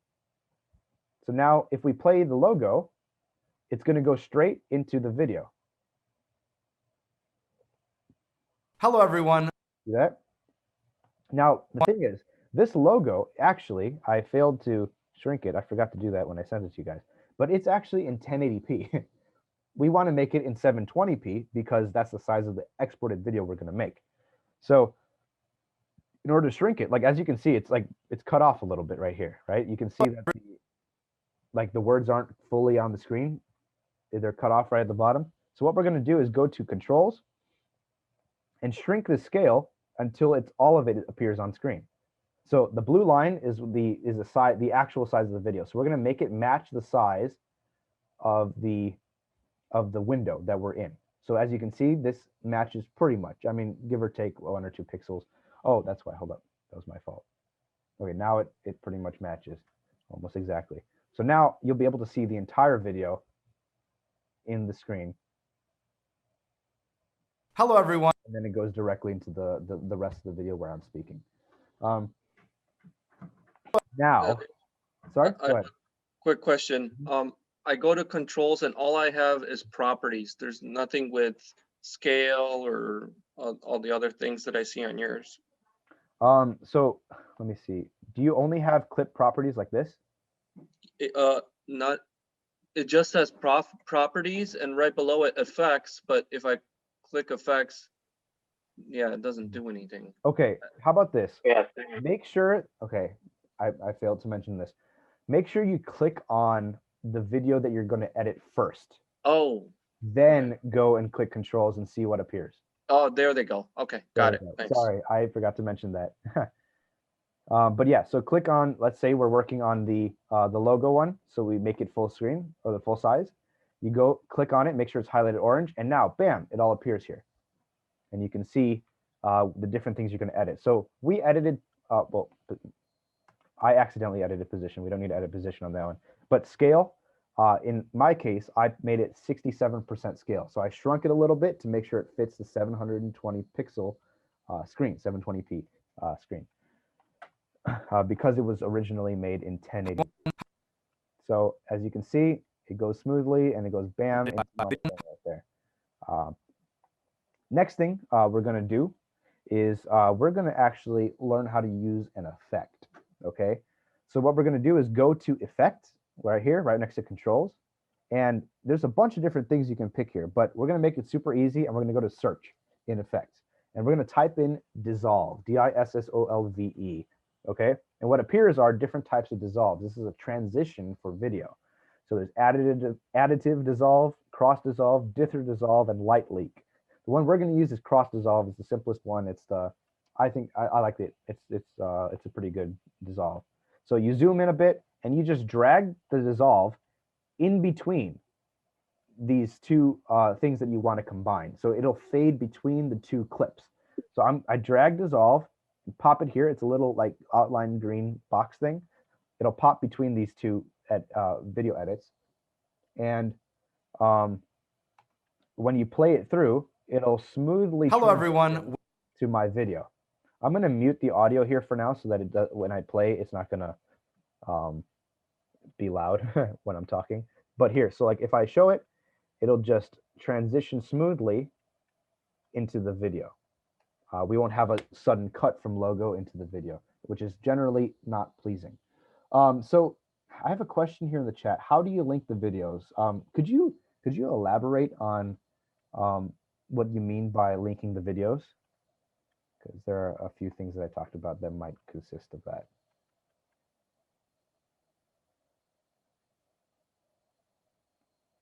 But in the meantime, while they're typing in the chat the question, so this type of a dissolve is a really good transition for a lot of different things. You generally don't want a very choppy cut transition, which we originally had, right? So if I delete this thing, it goes from here, and then suddenly it chops and bam, it's my face. You normally don't want that. You want something that's nice and smooth. So I'm going to make this one happen. And then if you look here, I'm slowly going through it and it smoothly transitions to my face, right? You can make that as long or as short of a transition as you want. You can extend it. You can make it shorter. So let's extend it and see how that one looks. Look at that. It's going to slowly transition to my face while the logo is popping up. That looks a little weird. I don't think that's a good one either. So what we're going to do is make it shorter. And I think it looks a little bit better when it's shorter than the default of what they sent in. So of what they set it as. So this is the default. The default is like this. I like it just a little bit shorter than that because of the black screen. If it was two videos combining, it would be okay that way. But since it's a black screen, I like it a little bit shorter so that there's less black, you know, empty screen. So that's it. That's how you transition from one video to the next smoothly. Look at that. Another cool thing that I didn't mention earlier, but I can help figure this out, is if you want to scroll frame at a time, one frame at a time, like I was doing when I was showing you how to do this slowly, I was holding down period. So the period button goes one frame at a time forward. You can hold it down and it'll smoothly go. You can press it once and it'll just go one frame at a time.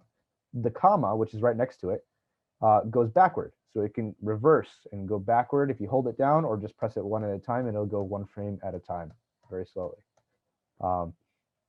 It's helpful if you're doing small edits and you just want to boop, go to the next frame, or if you like can't get it exactly with the playhead, you can use the frame button to get it to the exact frame that you want to use.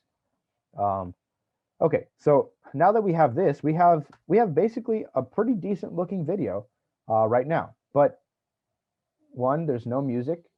Two, there's no words on the screen explaining what's happening. There's nothing like that. There's no ending. It just kind of finishes and that's it. It just cuts off. So we're going to start doing some of these things.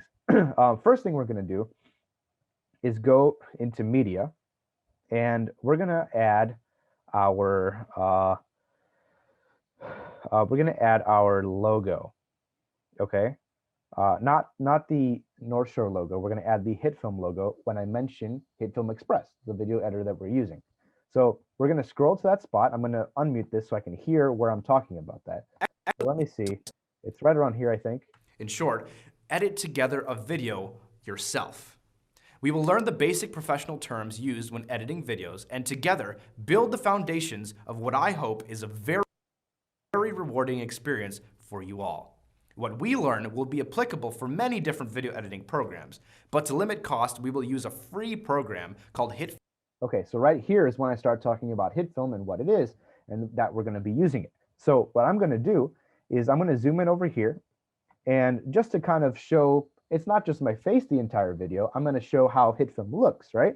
So what I'm going to do is I'm going to take the stock image of Hitfilm, this, actually, we're going to take the close-up of workspace, the one that is a PNG. It's the one that I took a picture of my own workspace, and I'm just going to drag it up and above the video file. So now it's covering my video, okay? In the in the ad that I had sent out in the promotional video, I did something a little bit fancy, which I can go into later on if we have some time. But for now, all we're going to do is just simple fades and simple dissolves, okay?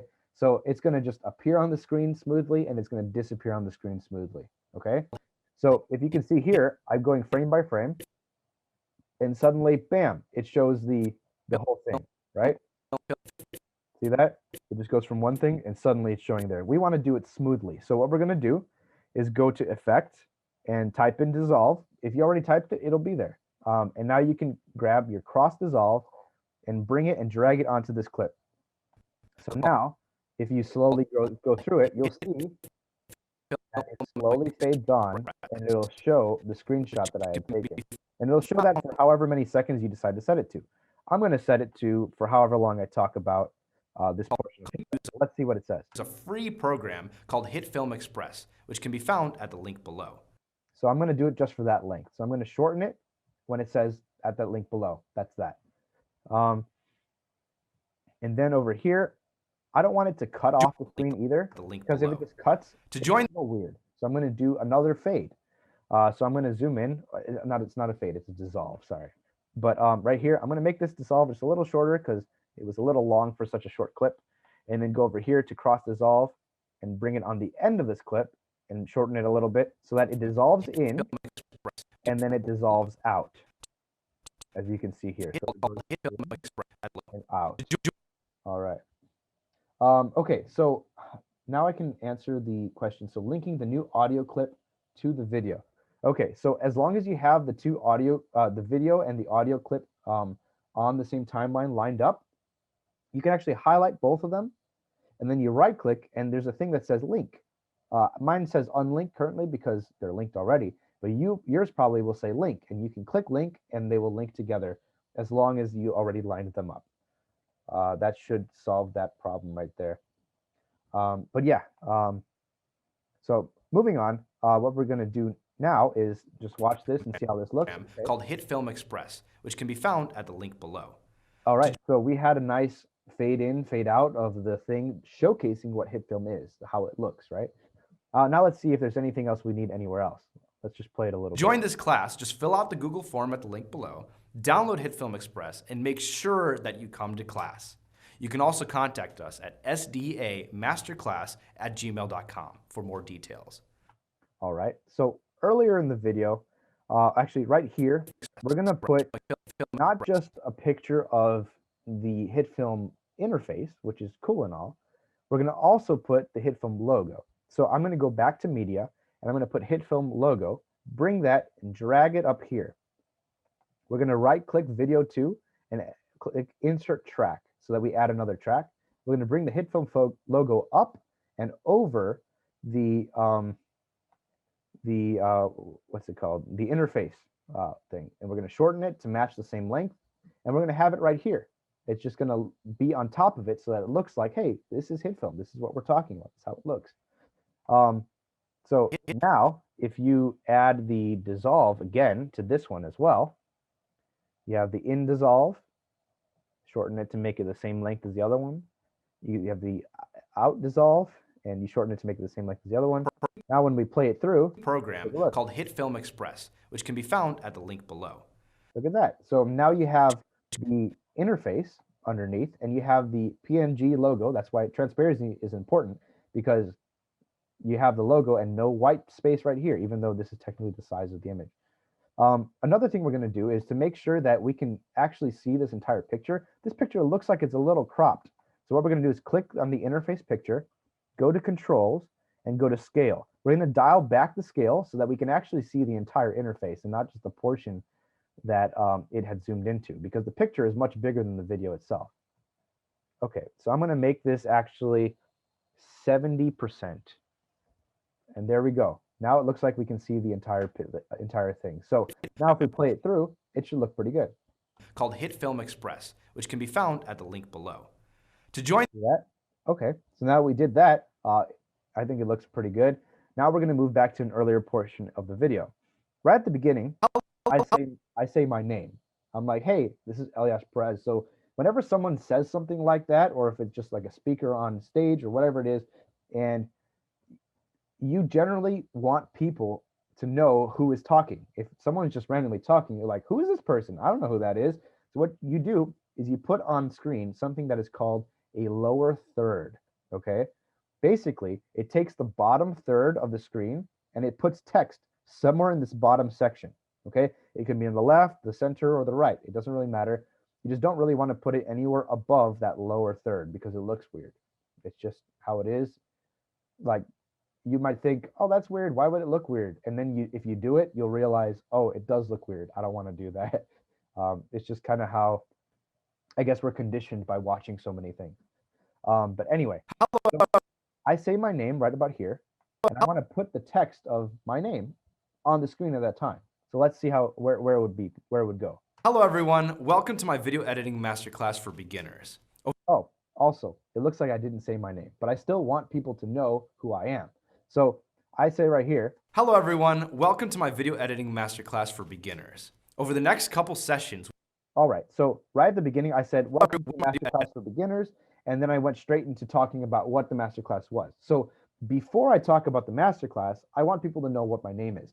So in this section right here, I'm gonna put a text box saying what my name is so that people know who I am. So I'm gonna go over here, drag it right around here to the beginning. I'm going to go up here into this area with this video, click the little A. That's my text icon. So I click the little A and then click anywhere on the screen, but I would rather click in the spot where I'm going to make the text appear in the first place. So I'm going to click there and I'm going to type my name, Eljasz Perez. Bam.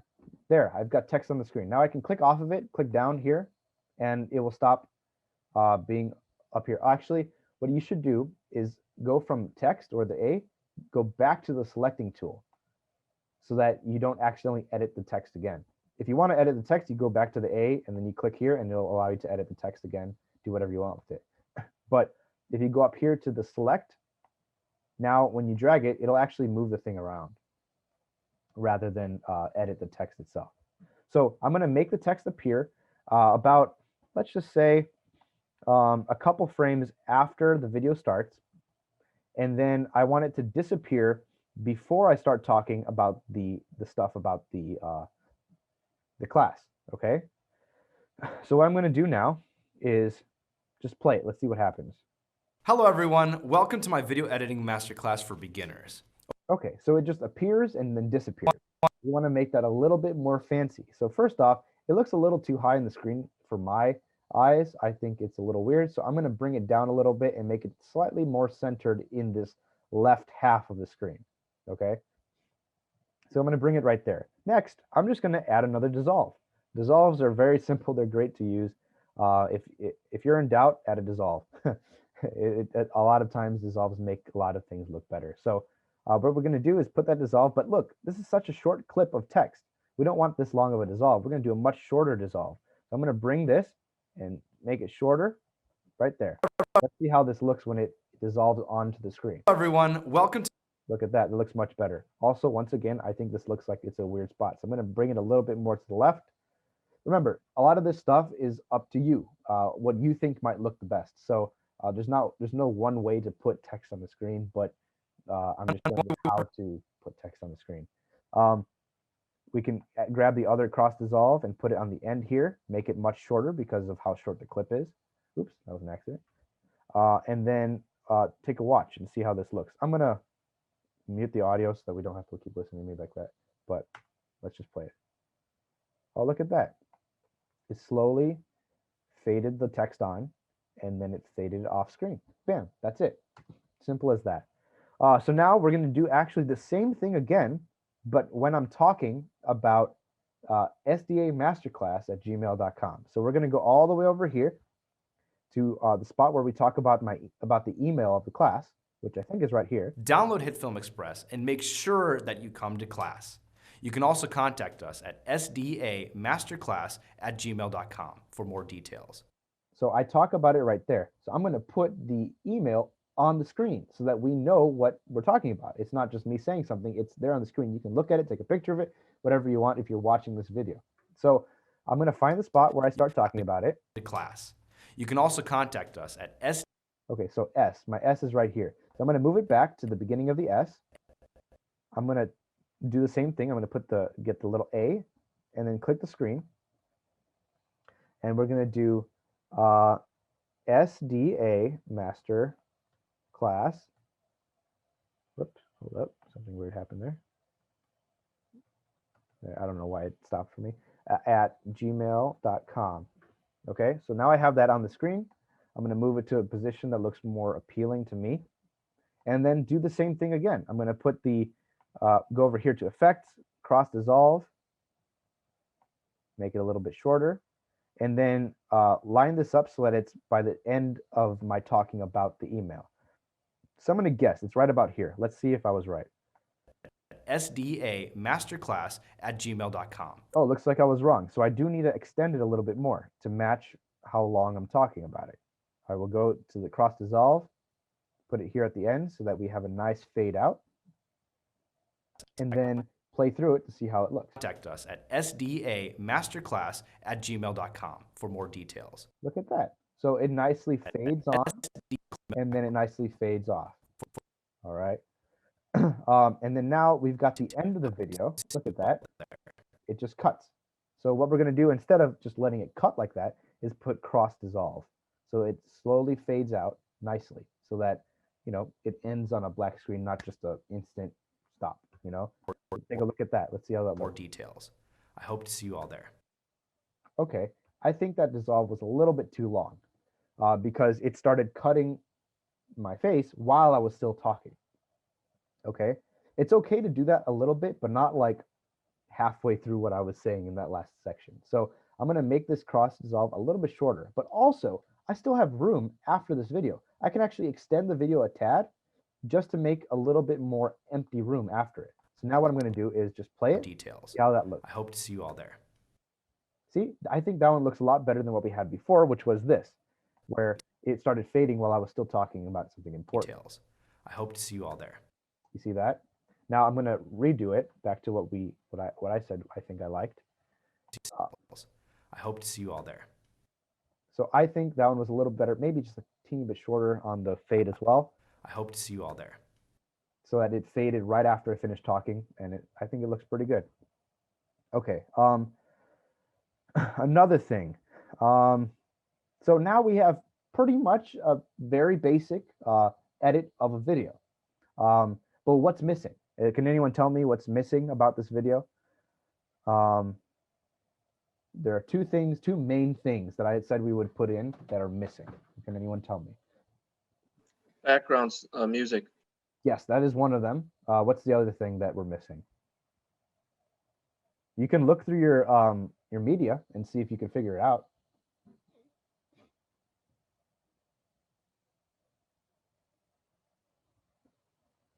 The QR code image thing. Yes, the poster. Poster, yeah. So we're going to put the poster on there as well. Personally, I would just put it at the end because remember, we're trying to edit very simply. There are other ways to do things. I can make things scroll across the screen, but that's a little bit more complicated. And I can show you, if we decide to, we can actually go over that next week instead of making like a montage. It might actually be more helpful to do something like this next week. We'll see.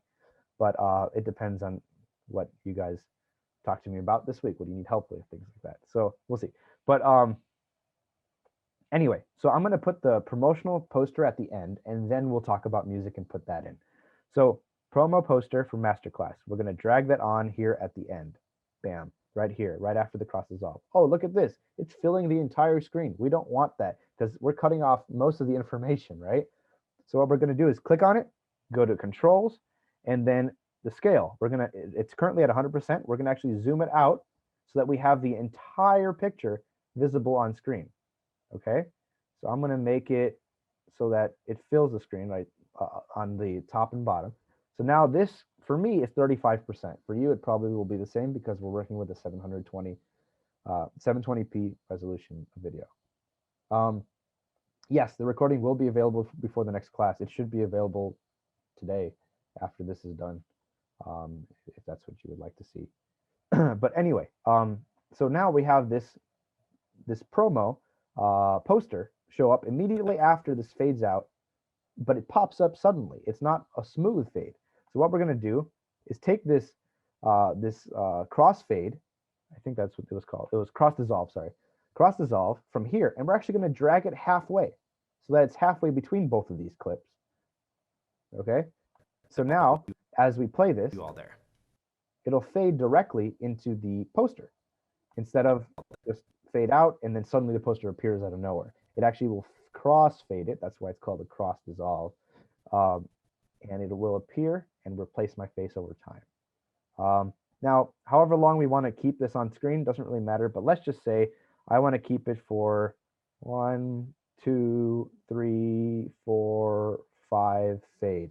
Okay, I'm going to keep it for 5 seconds and fade a little bit. So I'm going to make it just a little bit longer than 5 seconds. Get the cross dissolve and put the fade somewhere where it looks good to you. And then after you're done with that, it'll fade and your video will be done in that spot. Okay, so that'll be the back half, the end of the video. Next, what we need to do is add music.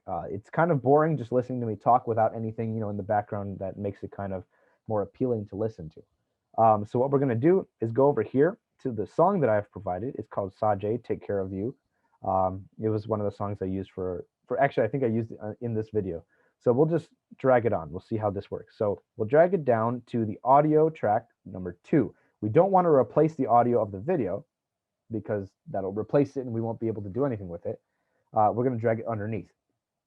As you can see, it's extremely long. It's much longer than the video is. So we're going to chop it up in places so we can make it as short as the video and make sure that it fits right with the video.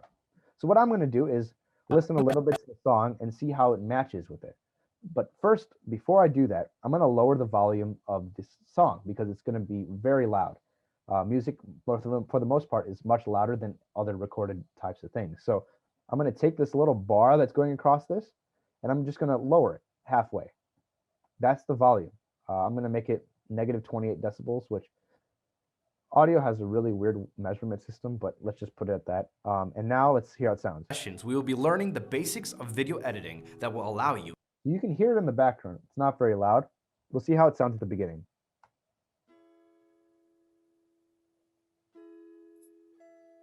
Hello, everyone. Welcome. So I think the audio is just slightly too low. We can make it a little bit louder. What I'm also going to do is go over here, zoom in a bit, and cut off the tip so that it starts instantly the second I start playing the video. So here.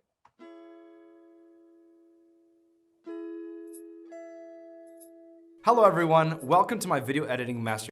Right? And I don't know if you noticed, we got really lucky there, but the music matches with when the logo appears on the screen.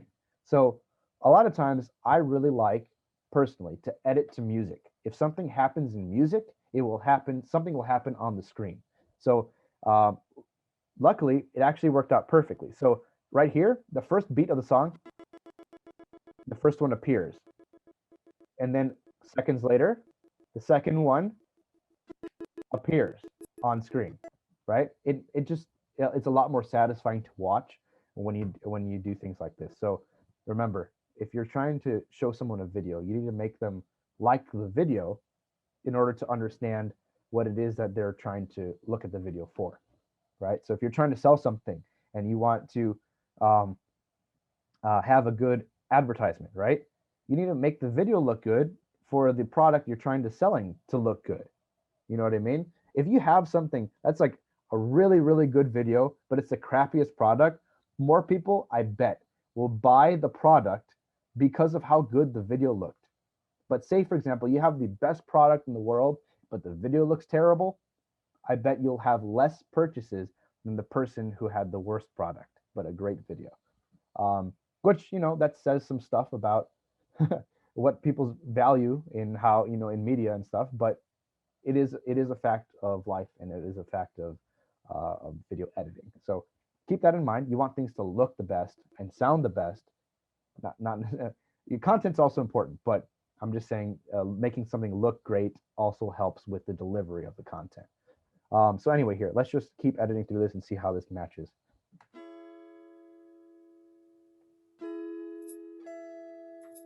Hello, everyone. Welcome to my video editing masterclass for beginners. Over the next couple sessions, we will be learning the basics of video editing that will allow you to import videos, audio, and photos into a timeline cohesively edit them, and then export them in a universally recognized standard. In short, so I don't know if you notice here, words appeared in the song. And generally, it's a rule of thumb that if someone's talking on screen, you don't want other talking or other music that has words in it to also be happening at the same time. Okay, so what we're going to do is actually, I really like this intro. So what I'm going to do is I'm going to just cut right before the audio of the words on the screen. I mean, the words that you're hearing in the song.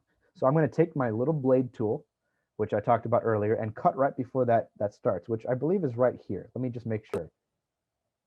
Oops, wrong button. And photos into a timeline, cohesively edit them, and then export them in a universally recognized standard. In short, so that's where it starts. I'm going to now go back to my selection editor and just, cut a bit and just see what happens. Where does this land for us?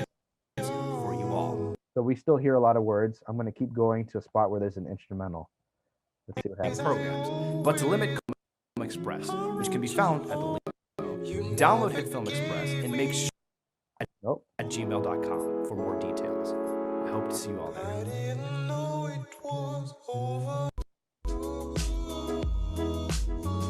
Okay, so this is a little bit better. We have this spot where it's just a nice music, but no words, right? So that's a helpful spot. So we'll see. Let me see where that starts.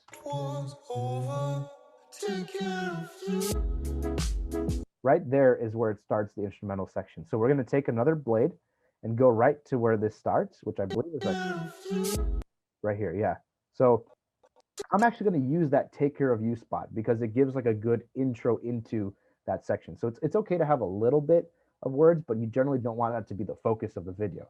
If you have it as kind of like a transitional aspect, it works. But here, let me try it. I'm going to cut in that dip in audio and delete this first track that we don't need anymore, all the spot where there's vocals. And I'm going to drag this and bring it all the way back to here. And let's just see how that sounds straight through. I don't know if it'll sound good. I have no idea, but we'll see how that works. I'm going to play now. Let's see. Into a timeline, Oops, sorry. cohesively edit them, and then export them in a universally recognized standard. In short, edit. See, that doesn't sound very good like that, right? It just suddenly cuts from nice standard. In short, so what you can do, theoretically, is take a cross fade instead of a cross dissolve. Cross dissolve is for video. There's a cross fade that allows you to fade the audio together. It's similar to how the video one works. So instead of searching dissolve, you'll search fade. And now you can drag crossfade. Let's see how that sounds if we fade them together. Drag it in between, see what happens. Them in a universally recognized standard. In short, edit. So that's a little bit better. I think what we can do is shorten this a little bit. Actually, I'm going to remove the take care of you. We'll see if that makes it better. And I'm going to put the crossfade there as well so that it kind of mixes the two songs together, two portions of the song together. In a universally recognized standard. In short, edit together a video. So I think that right there sounds a lot better. It has a smooth connection to it. But if you think about it, the second part is a lot louder than the first part. So what we can do is take this little volume bar and lower it so that it feels like it matches better with the first portion of this audio. So let's hear it. Export them in a universally recognized standard. So that's a little too low. I'm going to raise it up a little bit more. We'll see how that sounds. Universally recognized standard. In short, edit together a video yourself. We will learn the basic professional terms used when editing videos and together build the foundations of what I hope is a very rewarding experience for you all. So overall, I think the audio in the entire video, all the music is a little bit too loud. So what we're going to do is mess with that a little bit after it gets to that loud point. So right here, it's still pretty quiet. Beginners. Over the next couple sessions, we will be but it gets loud right here. Learning the basics of video editing. There when it goes, ooh, so that's where it gets loud. So what I'm going to do is take my little trusty blade tool, or the slice tool in this program it's called, and zoom in a little bit and go to the spot where I want to make it a little bit quieter. So I would chop it, and now I just make it slightly quieter, and then use a crossfade to fade in between so that it's not suddenly get quiet. It fades into quietness. right? So we'll go and we'll see how that one sounds. Over the next couple sessions, we will be learning the basics of video editing that will allow you to import videos, audio, and... See how it got quieter as we started moving? It slowly faded into being quieter. So we're going to do that again over here, but make this one even quieter because it gets louder in that spot too. So we already did the crossfade here, but we will slowly fade into this one. So timeline, cohesively edit them, and then export them in a universally recognized standard. In short, edit together a video yourself. I think it needs to be a little bit quieter even than that, because we hear a lot of that stuff. Let's see how this sounds. A universally recognized standard. In short, edit together a video yourself. We will learn the basic professional terms used when editing videos. So I think that sounds a lot better in this case. But remember, look, we have so much more audio here than video, but we want to be able to edit the video on a good note, basically how the song ends. So what we're going to do is take the ending of the song and bring it here and fade it in. We'll see how that one works. So let's hear how the ending sounds. Let's see where we want it. So it's just a fade end. So we'll see how where we can do it.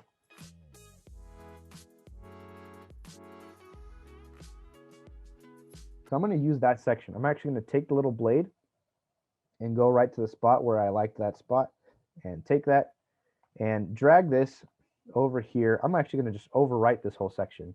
I'm going to drag it here so that this fades out at the same time that the poster fades out. I'll delete the section that we didn't use. I'll zoom in. Let's see how this looks. Let's hear how it sounds. I hope to see you all there.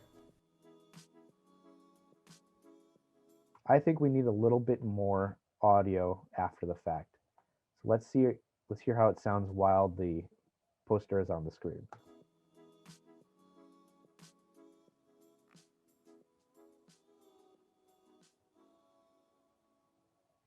I think that's good. So we can cut this off.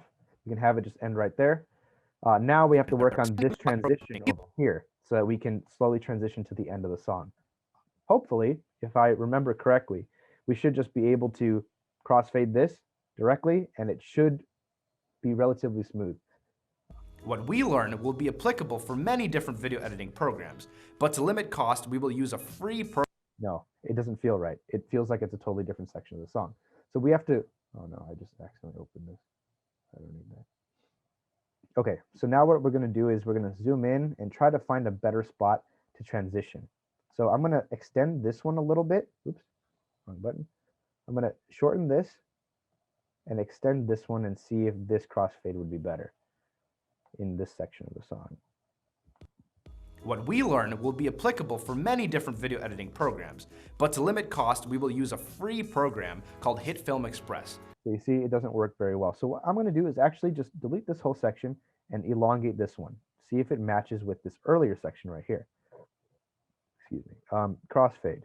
We're going to go here, crossfade from this section into this one. So let's see. Edit them and then export them in a universally recognized standard. In short, edit together a video. See, that one also didn't work because it felt like a totally different section. So you know what? I'm going to also delete this one and see if it matches with this. See, a lot of these type of things take a bit of time to figure out. You have to keep listening and seeing what works, what doesn't work. A lot of times you might find a song that matches the exact length of the video and that's perfect. But most of the time you won't. You'll have a song that's much longer than the video and you have to trim it out so that it doesn't just suddenly end in the middle of a chorus. That would be kind of weird and it wouldn't help your video in that regard. So let's see how this crossfade sounds in this spot. Sessions, we will be learning the basics of video editing that will allow. I think this one sounds a little bit better, but I'm going to zoom in a little more and shorten this section so I can lengthen this one and make the transition a little bit better. Let's see how this one sounds. Masterclass for beginners. Over the next couple sessions, we will be learning the basics of video editing that will allow you to import video. I think that one sounds a little bit better. We can extend the crossfade maybe so we can get more mixing of the two songs as we move. Over the next couple sessions, we will be learning the basics of video editing that will allow you to import video. I think overall that one sounds a bit better than any other one that we have done so far. So now you basically only had 2 edits in that song. and you're able to end the song on the note it was supposed to end in the first place. It ends with the video. So what we have here, it should just end. You hear it's just music happening while the thing's on the screen, and then it slowly fades out after that because that's how the song was designed. And there you go. That's how the song ends. So basically right now, as it stands, you have essentially finished this video. This is acceptable in how, if you were to export this, it's acceptable. There's a lot more stuff you can do, a lot more things to make it fancy. You can make things move on the screen. For example, I'll just show you quickly, but I don't have time to explain it, but I can show you that if I wanted to, I could make this logo zoom in while you're watching the video, okay? So that it looks like things are moving on the screen. So I'm gonna go over here, I'm gonna make this a little smaller, I'm gonna zoom in a little bit. I don't want that on my screen. Okay, and I'm gonna go over here. Let's just say I'll be right in the middle of it. I'm gonna go to my controls. What I'm gonna do now, actually, I have to be at exactly the beginning of it. So this is where the frame tool comes in handy, where you can exactly be in the first frame. So now we're on the first frame. I can go here to scale. I'm gonna press this little circle dot right here. Okay, click scale. And now this is what's called keyframing, okay? So if I move forward to the end of this section of the video, I'm gonna click it again. And now I'm gonna make it bigger. So let's make it 130% compared to 100%, right?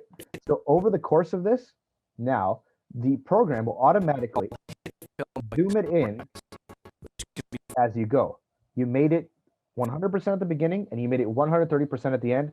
It'll fill in all the rest in between very smoothly. So now if we watch it straight through, take a look at use a free program called Hitfilm Express, which can be found at the link below. To join, saw that the logo was slowly zooming in and filling the screen more as we're watching the video. It's called keyframing. It's a little bit of a complicated process if you're trying to do other things, but zooms, that's a relatively simple thing you can do. And it's related to scale. You look over here at the scale button and that's what it'll do. So yeah, I mean, this is a pretty simple edit. And I believe we're pretty much done with the editing process. Now, what we can do is worry about the exporting, or actually, last thing I want to do just to make sure that we don't have like cut off in sound after my voice.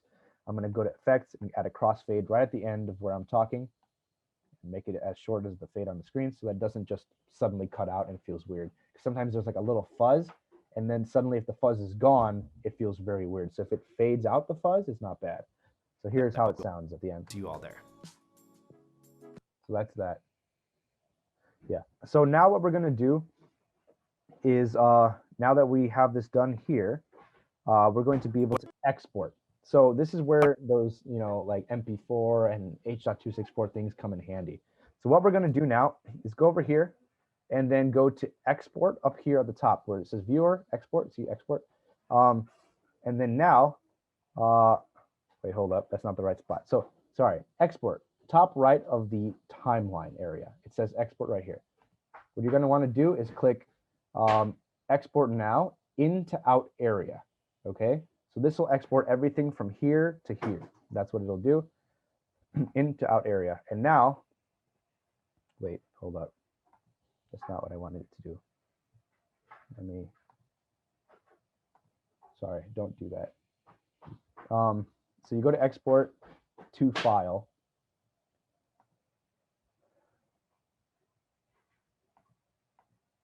All right, I'm sorry, this is different to me. Okay, add to queue. You would go to add to queue into out area.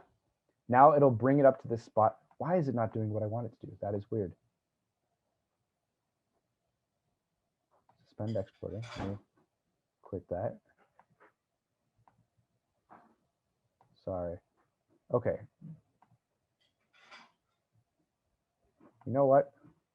Okay, this is probably what we have to do. Okay, so what we're going to do is go to the default preset up here in the little arrow. And then since it says YouTube 1080p HD, we don't actually want to do that. What we want to do is pick the 720p because that's what we did it in. Currently, the only one that shows up here is the Facebook 720p, which is, you know, that's fine. Generally, we would want to create our own so that it's the highest quality 720p that we can. For some reason, it's not allowing me to do that. I'll have to look into that a bit more. Maybe export options. Let me just take a look at this.